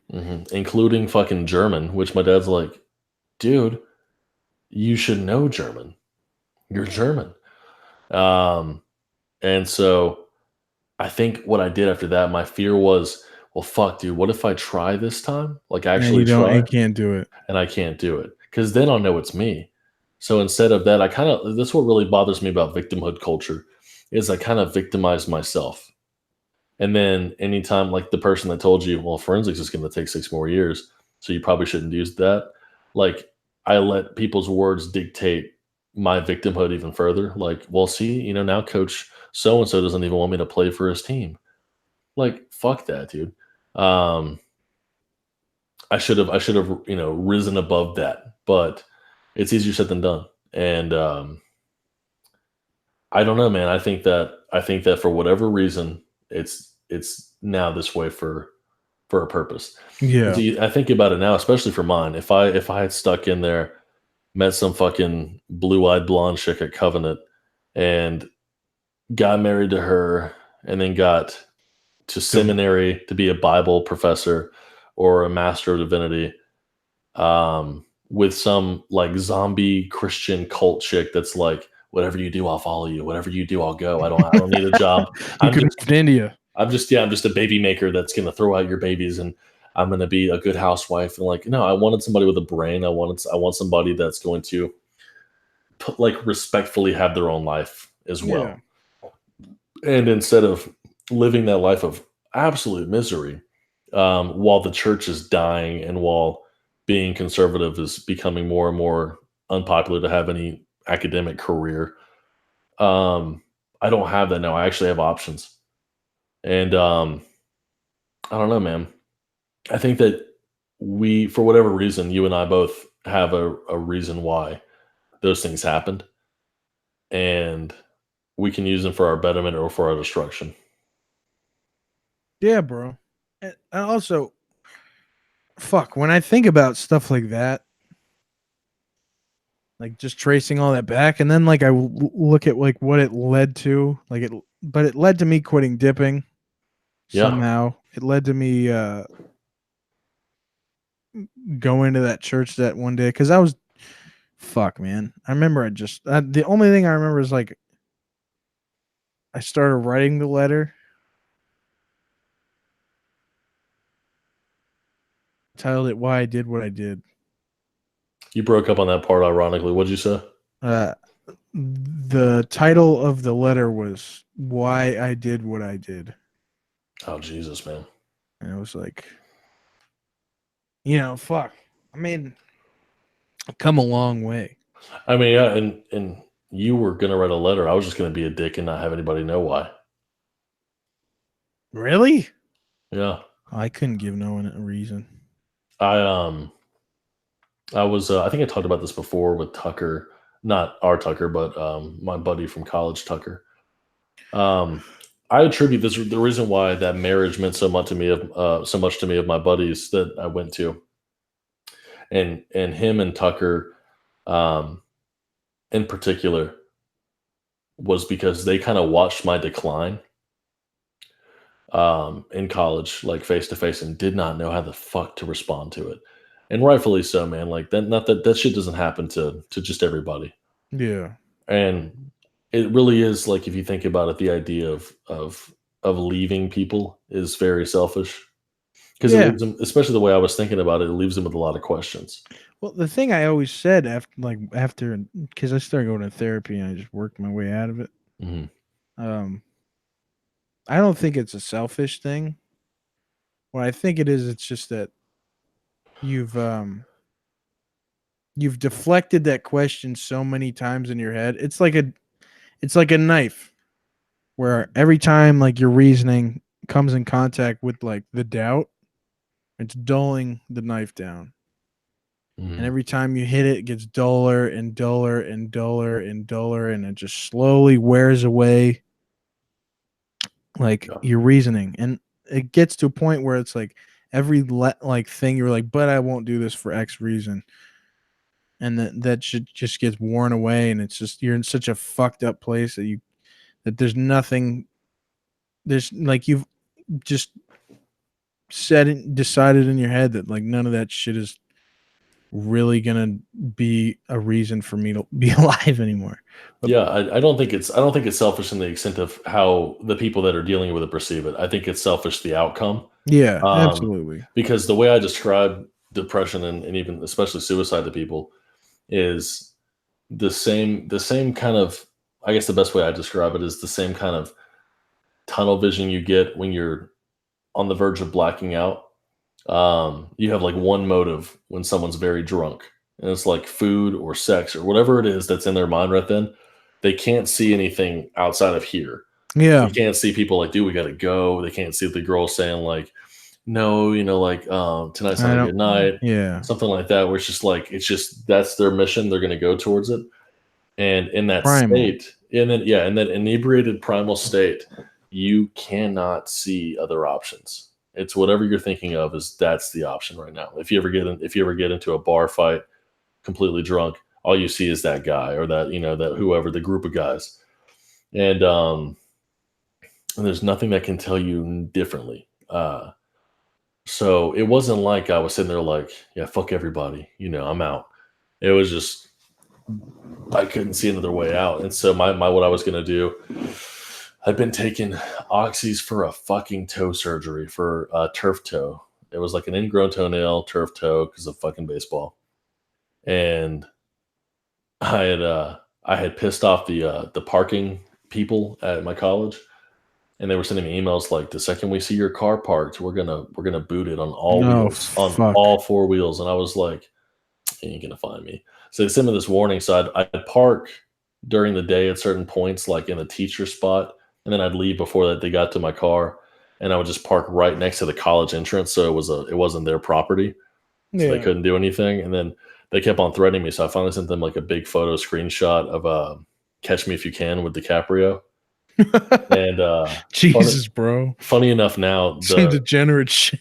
the uh the the guy in charge of that department and I are friends now.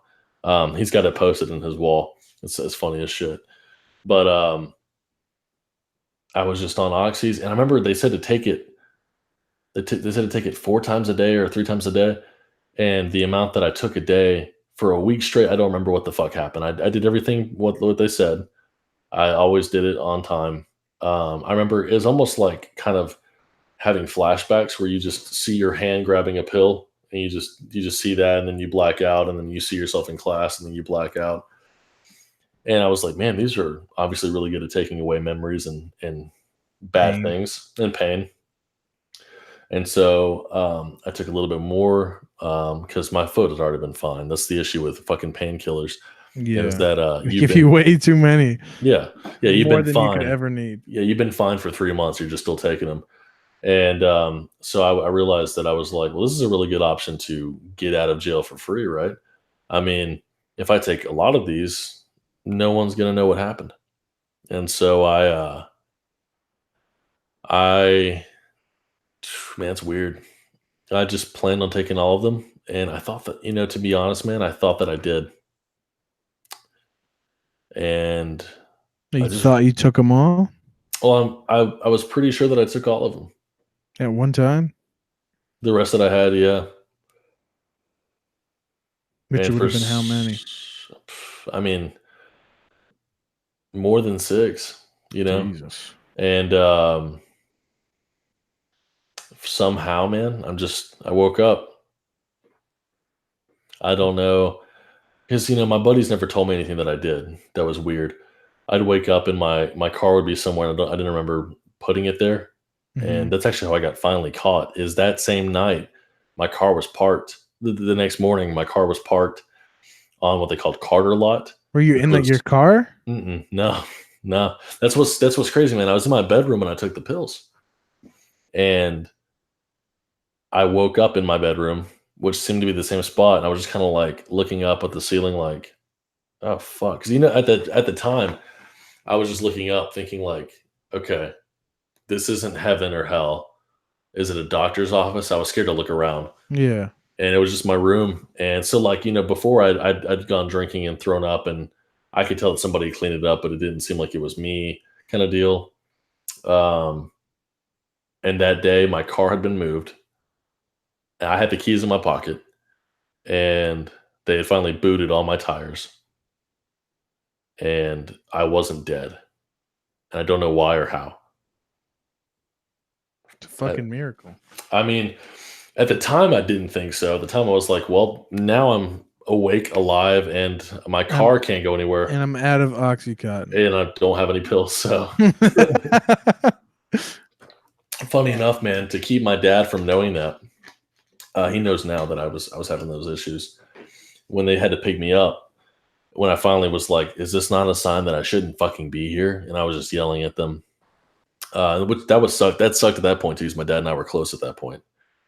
Um, at that point, I put Tic Tacs in my medicine bottle so that my dad would hear something and think it was my oxy, so he didn't know I did that. Fuck. Hmm. Smarter than I would have been.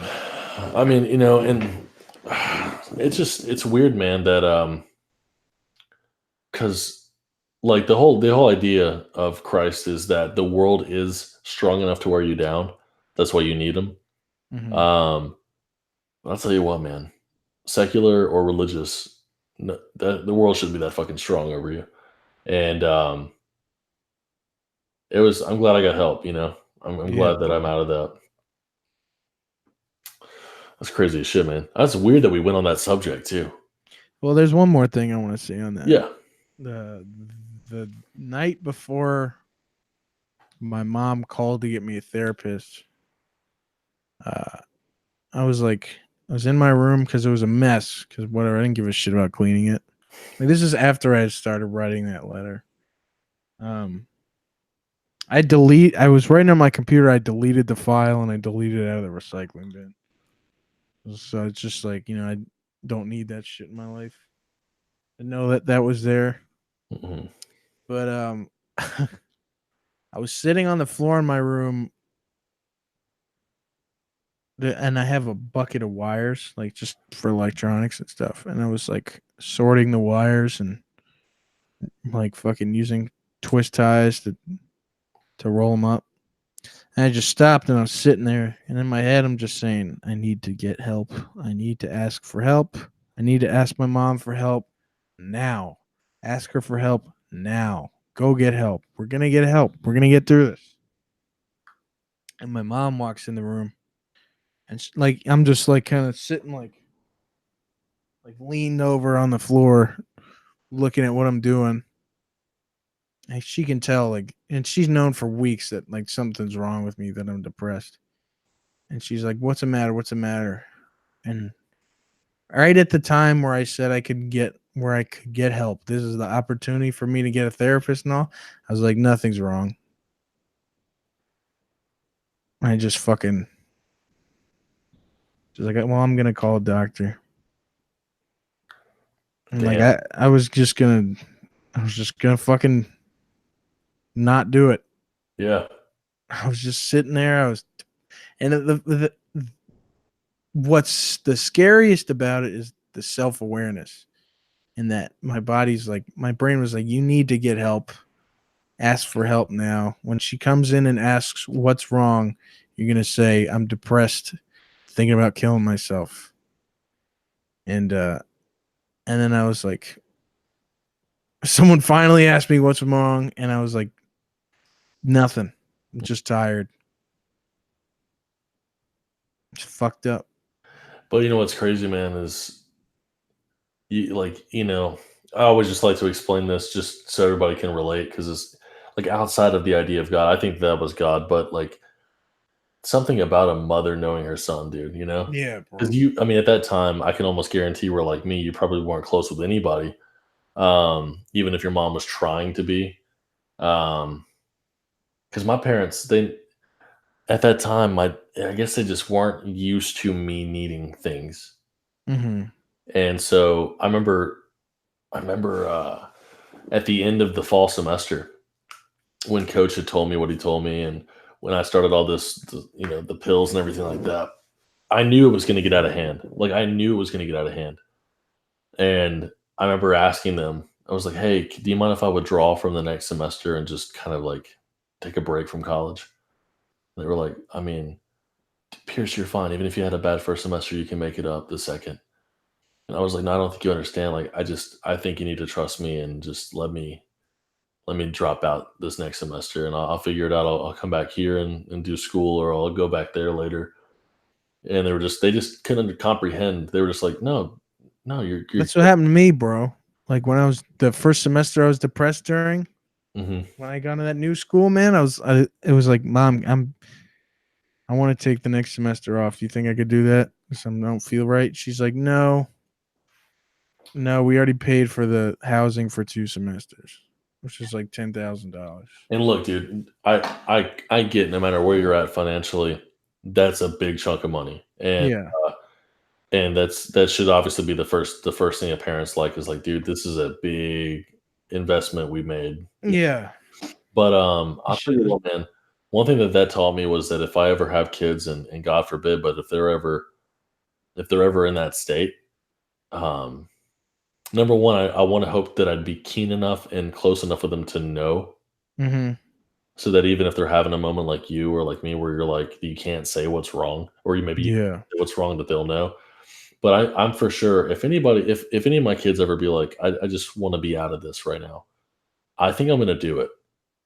Um, because I'd much rather lose $10,000 than lose my kid. Well, I think what I would do is I would sit them down and ask why they want to do it. Not immediately be like, Mhm. we're Yeah, yeah, not going to do that. exactly. I want to. That's the thing, though, is the way my mom's whole side is, and the way that they were raised, the way I was raised is you don't make mistakes. Mm-hmm. Outside of even Christianity, there was no "I'm in trouble, I need help" things. It was almost like the whole Reagan era thing of like, life's been harder for other people, you're fine. But I mean, even my mom's side, how they would work is if you did something that they didn't like, it didn't even have to be wrong. If they didn't like it, they would ostracize you, and you'd have to almost kind of work your way slavishly back into their favor. And my sister was a real fuck up in the eyes of my mom. She's many years older than me. She's 39 and I'm 23. And so my sister had left the house at 14 to go live with her father. So I was the golden child, and my mom just couldn't comprehend if I ever had anything wrong or did anything wrong. And for the most part, nothing was ever found out about anything wrong that I'd ever done. Yeah. I'm convinced that until this year, my mom thought I was a virgin, which is far from the truth. And and I just remember like looking at them when they're just confused, like, why would you leave? Like, even if you're having a bad semester, we know that you're smart enough. And I just wanted to be like, it's not the fucking math. You know what I'm saying? Like, it's my fucking head. Yeah. It's my fucking mental health, lady. Yeah, yeah, and so it was so foreign to them because my mom always thought that if you ever went to therapy, they were just gonna label you with something, so they would take your guns, and to an extent, that might be true. Take your gun. But, like, if you have certain mental health disorders, you can't have guns, and, uh, and so at least I don't know if that's true, that's what she said, but her just initial reaction was like, don't go to therapy. Don't go to counseling. You're fine. And that was such a weird thing to hear. I was like, no, you don't understand. Like, I don't want to live. You stupid bitch. Right. And then at the time, dude, I'm like, what the fuck? So I think that what I want to do is just be, like you said, be able to sit down and first of all have the wherewithal to be able to go like, okay, something's obviously not right for my kid to not want to be in college, because college is a place that I think every guy wants to be in, hang out with dudes, play video games, maybe deal with class, but fucking eat whatever you want, flirt Yeah. whatever you want. I mean, like it's the cesspool for a man's dream. Wake up whenever you want. Yeah, exactly. Especially on fucking weekends, dude. Fuck that. If I didn't have Yeah. baseball, I would have always slept. I would have always Yeah, slept. bro. So I think that I think that I want to be. That taught me to be more aware of people. I remember when I figured out in college that if I went to sleep, because I was like insomniac, I couldn't sleep. I was an insomniac, and I realized that if I have classes at 1 o'clock, and it was a really small campus, my first college, when I realized that I could go to sleep at 4 in the morning and wake up at 12, get 8 hours of sleep, and then just go to class after showering, I was like, this is great. This is obviously not a healthy thing to do, but that was my thinking. Dude, nothing about college is healthy. The food, the sleep schedule, the amount of shit you got to do. You know what's really upsetting about this, and maybe I'd still think more positively of college if it was different here. But the way I've been told by Germans that German colleges is it takes away the liberal arts and just makes you focus on your major. Yeah, it makes sense. And and one of the things I believe they do is whatever you're signed up to be, they set you up with an intern opportunity to work with with a company that does that specializes in your major. So by the time you're out of college, you've worked like 3-4 years, or probably even less than that without core classes, 2-3 years in your degree. You're graduated, and now you've also worked 2 and 3 years in your degrees job force, and you're set. Which seems like it makes more sense. Why the fuck we learn all of this shit? I will never know. And like, I would understand if you could just take them because you're interested. Motherfucker, I can do that on my iPad. I have iTunes University where I can just download a course. Yeah. Why the fuck am I going to spend? I mean, a Or private fucking piece of paper. You went to a private college, no? The first college, yes, was Yeah. private. I went to my first one too. I went to private high school, private college. There's no need to have a $40,000 tuition for learning English or learning math. Like, now, again, if I'm studying to be a Bible professor or studying to be a psychologist, I get that there's a lot of intricate things in that, but I shouldn't have to learn physical education 402 to fucking get my Bachelor of Arts in learning Hebrew. You know what I'm saying? Yeah. That's crazy to me. Well, the thing also that's fucking bananas is that you can just sit in any college class anywhere for free. You can just go in there, sit in there. They can't tell you to leave. I think they can, but fuck. Like, if it's a big enough school, like, you can just sit in there any lecture and learn anything.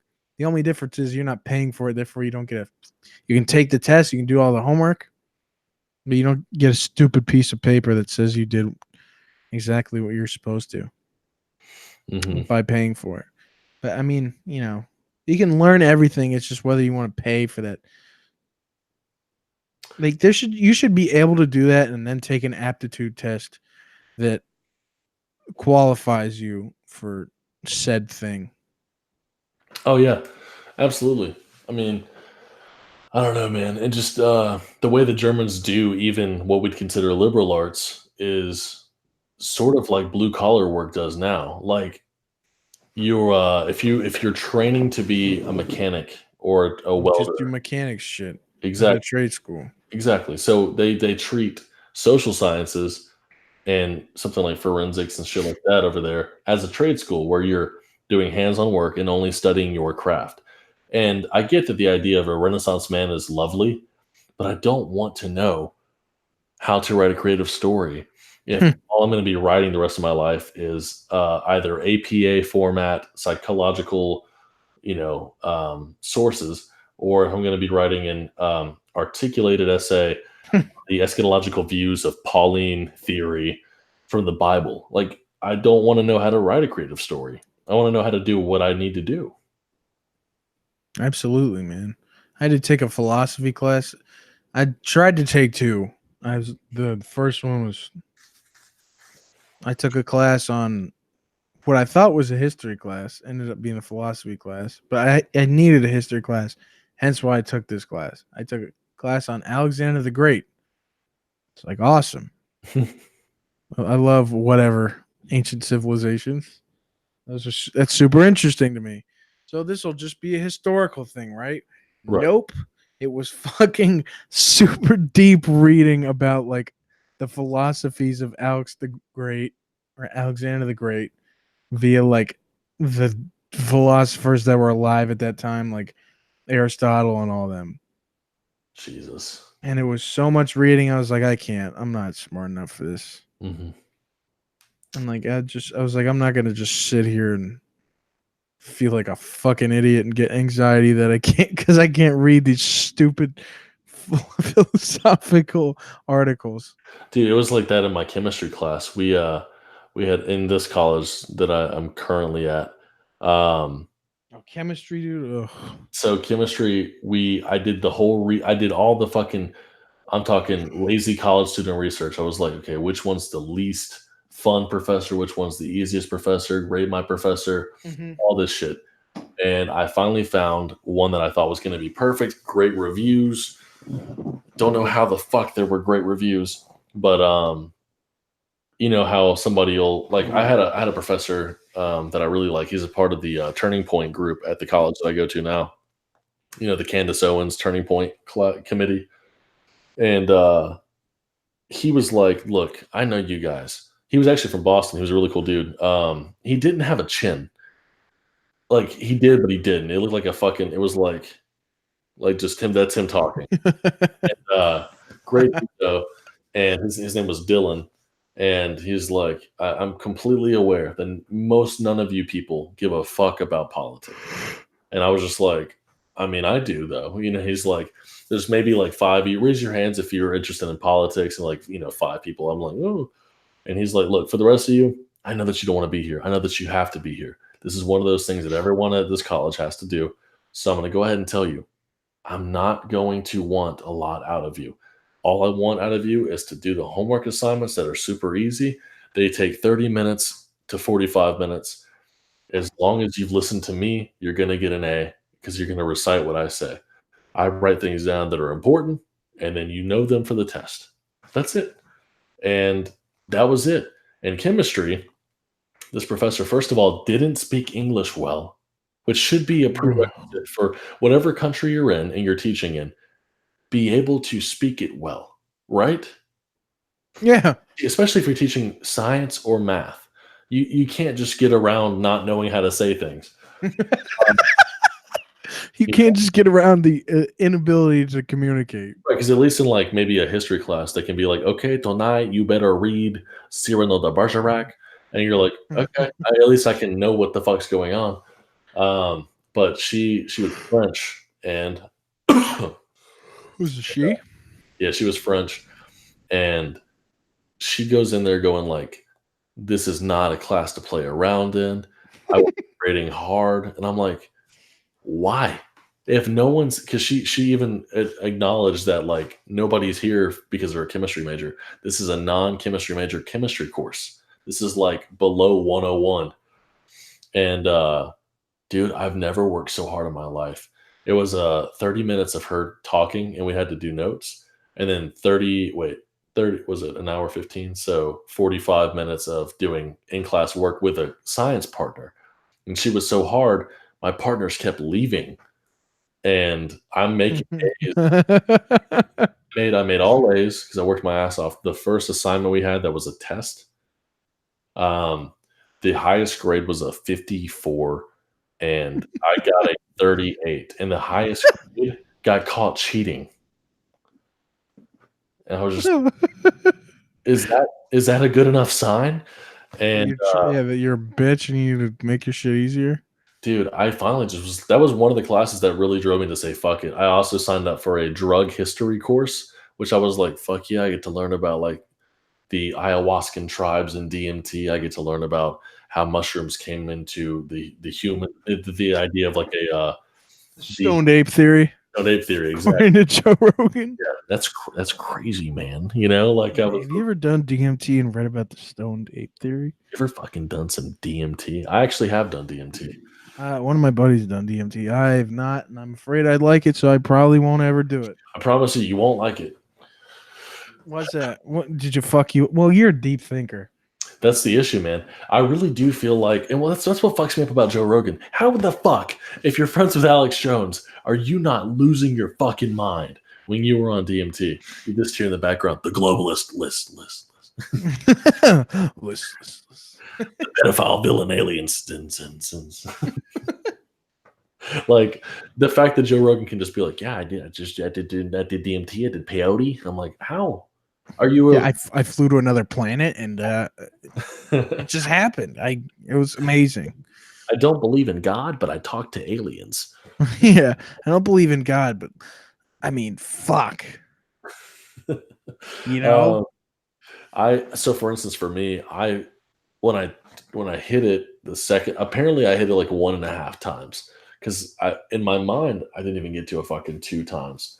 I hit it once, and then I remember like falling backwards onto what was supposed to be a floor, and then I kind of just went zoom, and then it was like zoom through the second floor, and then zoom through the earth, and then just zzz, and it just like everything started getting like sounded like a big jet plane was on my ears, just like and for all the ASMR people out there, you're gonna hear good noises, and it just got faster and faster, and I began to just fall faster and faster, and I like stopped and was like lifted upright in this room, and I can see like almost like in the old spy videos or spy movies, all the lasers that are everywhere.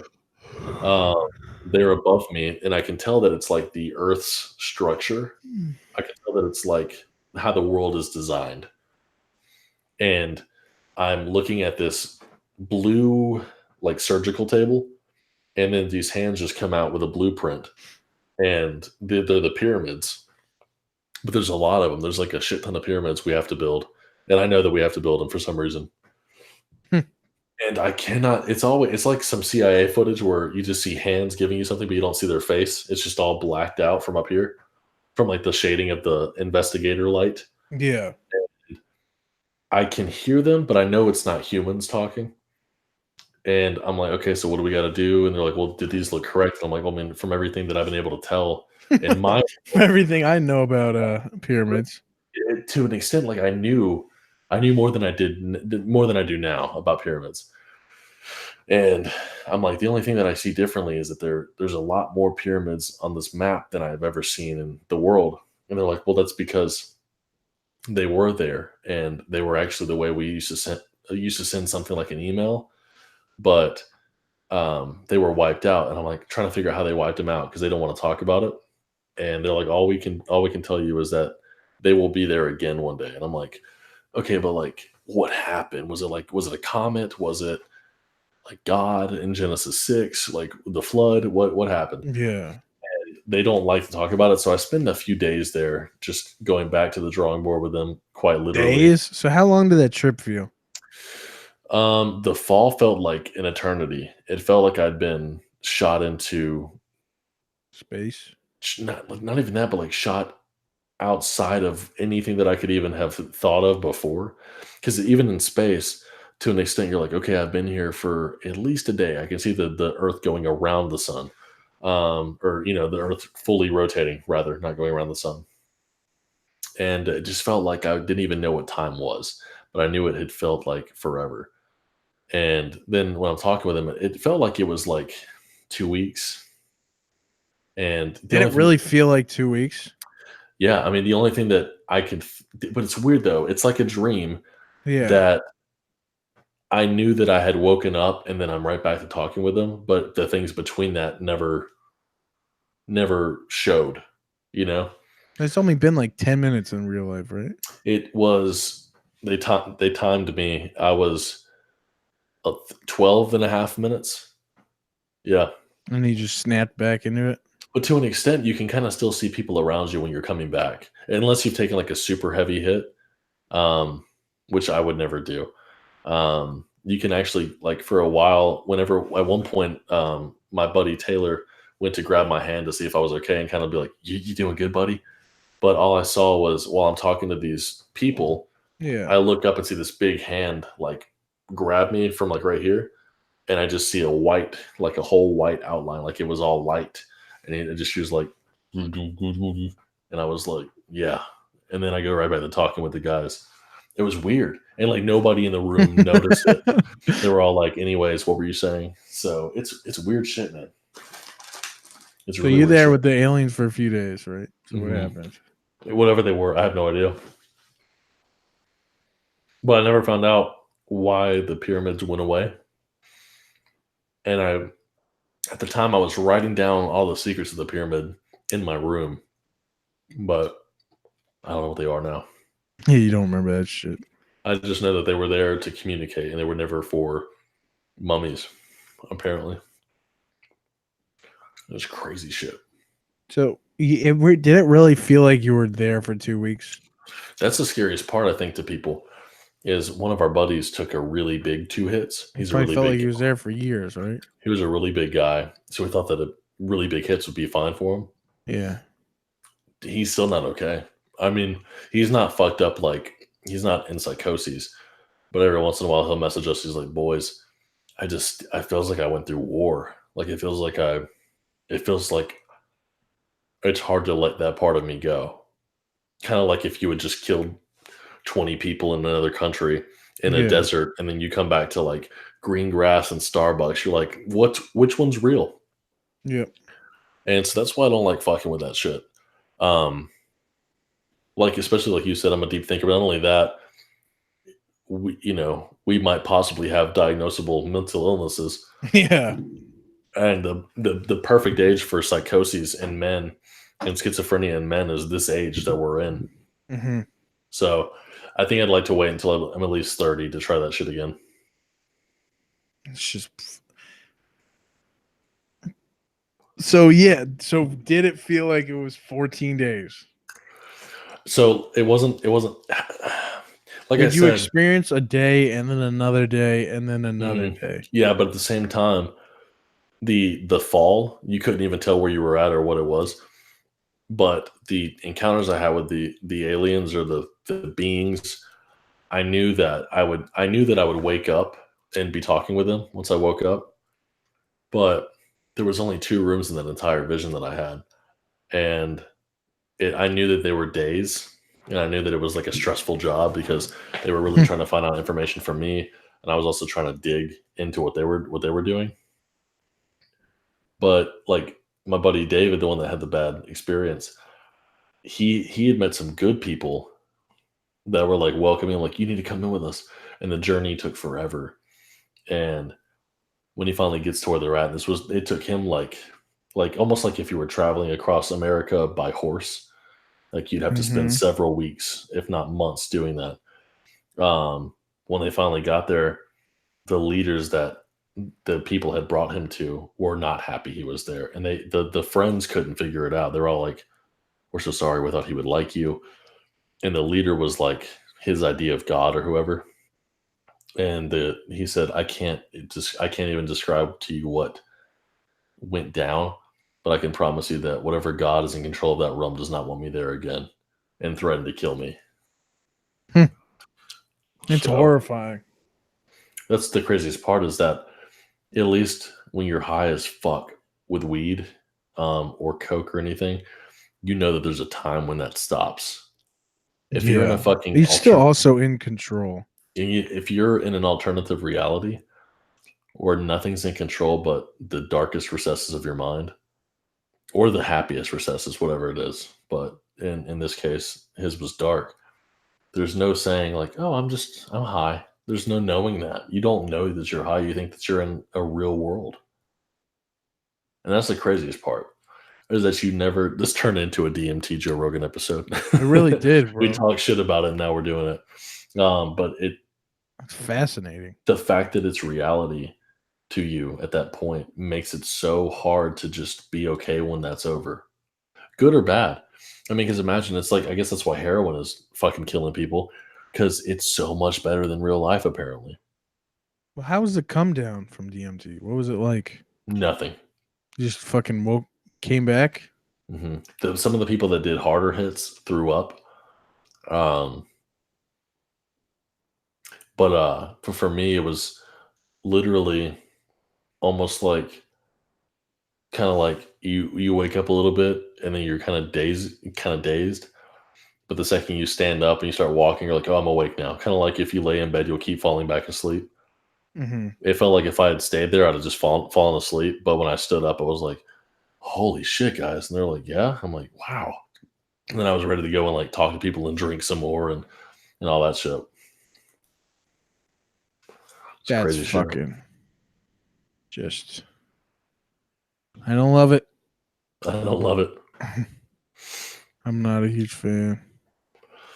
Like I said, I wouldn't recommend it to anybody, just anybody. I would always say, you need to really, really know that you're going to be okay. That you're in like a healthy place in your life. Because I don't want psychoses to happen due to me for somebody else. Yeah, bro. All right, man. It was a good episode, dude. I thought it was a great episode. Talked a lot of shit. Look at them muscles, bro. Oh man, this episode is brought to you by fucking Mark's biceps, dude. Oh my god. Oh, look at yo. You want to see a? So when I die someday, when I die really young because someone murdered me, I have an identifying characteristic. If they ever need you to identify the body, all right? Okay. It's this one. See this thing? Yeah. It's a little fatty deposit. Did you take SARMs or any steroids? No, it's just a little fatty deposit I've had my whole life. Okay, I was gonna say a lot of my buddies that take SARMs, they get fatty deposits in their arms. Well, and the grandfather I look just like, he had one right here too. No shit. And what he did is he took a book and he smashed it on the thing and it got rid of it. And like, I'm not gonna do that because I kind of love it. Yeah, he was badass. Can you imagine hating something that much that you just literally beat the hell out of it? I can't. Yeah, he just wanted to get rid of it. Yeah, but like I don't know. I kind of love it, and plus it's like a little. It's history, man. Mm-hmm. I can tell my kids who else had that. And that fucking story is badass. Maybe when you're 80, you'll do the same shit. No, I'm not gonna smash it. No, dude, I love it too much. I had a calcium deposit on my finger right here. Yeah. From catching a baseball weird so many times. And it was like a bone spur. And dude, I used to accidentally hit it on shit and it would send this pulsing pain through my whole body. But like it would just go almost like a steel bar. It would just shoot through. Yeah. And it would put me down for the count for like a minute. And one day I had just gotten back to baseball practice from, I think it was the time I'd first separated my shoulder and broke my collarbone. My right shoulder is fucked. It does this like it goes down normal and then just 2 bumps and then shoots down. But I remember catching a ball weird. I had a wrong glove on, so instead of having my first baseman's glove, I just had like a little small pitcher's glove. And I caught it wrong right there, and it bursted the bone spur. Oh fuck! How much did that hurt? My whole hand just went like this and wouldn't come out of the glove because it was like stuck doing that. So I thought I fucking broke my hand. It didn't swell up though. It just was really sensitive right here. I couldn't even touch any part of my palm. And like 4 days later, it finally was just all black and blue around there. But we got x-rays. There was no bones broken, but they could tell I had like little bits of floating bones from that spur. because they were trying to figure out where it was from because my hands Yeah, looked fine. And I told them like I had a little bump there. And that's when I found out that I had a bone spur and shit like that. that's fucked up. Mm-hmm. Well, dude, apparently we're doing this tomorrow with both halves of the Shotcast. Maybe. We'll find Maybe. out. I We'll work find out. 6 to 10 tomorrow, so Tucker's kind of a bitch about staying up late. I So work 10 to 10 tomorrow, so same thing. right on. Well, 10 I to guess 10. Oof. yeah, it's gonna be crazy. Definitely going to be partaking in some CBD and alcohol. Helps me get through the day. You gonna drink at work? No. Let me clarify that. I take CBD during work, and I take alcohol after work. Yeah, okay. Yeah, I do not drink, and that's true. I don't drink during work. Well, if we do a shotcast, then it'll be perfect. Yeah, I definitely want to get fucked up because I'm off Wednesday, so I could just get fucked up. Yeah, I'm not off Wednesday, but I close. I'm like 5 to 10. Damn son. All right, dude. Well, thanks for doing this, man. We'll let this play out. It says we have about 4 hours total of listen time so far. Really? Uh huh. Wow. So we'll see how it goes, man. Do I just hit stop broadcast and that's it? Well, I'd say bye to the people first. Oh yeah. So if you like me as much as someone can, it's really not that easy. Subscribe to me on Twitter at blackballedpod, POD, just like the band, and leave me some questions, concerns, comments, pretty much anything but calling me a Nazi. That's it's all welcomed. You can subscribe to this channel. I think it's just Blackballed Podcast on YouTube. Mhm. Look me up on SoundCloud and Spotify and Apple Store for the podcast section, rather. Blackballed Podcast, and I think anywhere else Android apps have it, like Stitcher and all that shit. Mark, do you want to shout out the podcast real quick? I'd love to. We are on every audio platform, basically Spotify, iHeartRadio, SoundCloud, iTunes, and we are on YouTube. That is the Shotcast. We're the one with the tongue wrapped around a shot glass, not the other faggots. Yeah, if you want to find them even more easily from my channel, they're one of my featured channels on this channel. So if you find me first, click the featured channels, go to them. That's the real Shotcast, not that fake pussy boy shit. I should change the name of the show to the Real Shotcast. That'd be dope. I That want would to. I do want to rebrand the show because every time you search Shotcast, it corrects to Shoutcast. hmm That happened to me the first time I was trying to find you boys on SoundCloud. Yep, it's a little bit of a pain in the ass. Every time I type in blackballed, it says big dick energy. I don't know why it corrects it like that. That's funny as shit. All right, man. Well, I do appreciate it. Any final words for tonight? N words. N words. We'll see you, boys.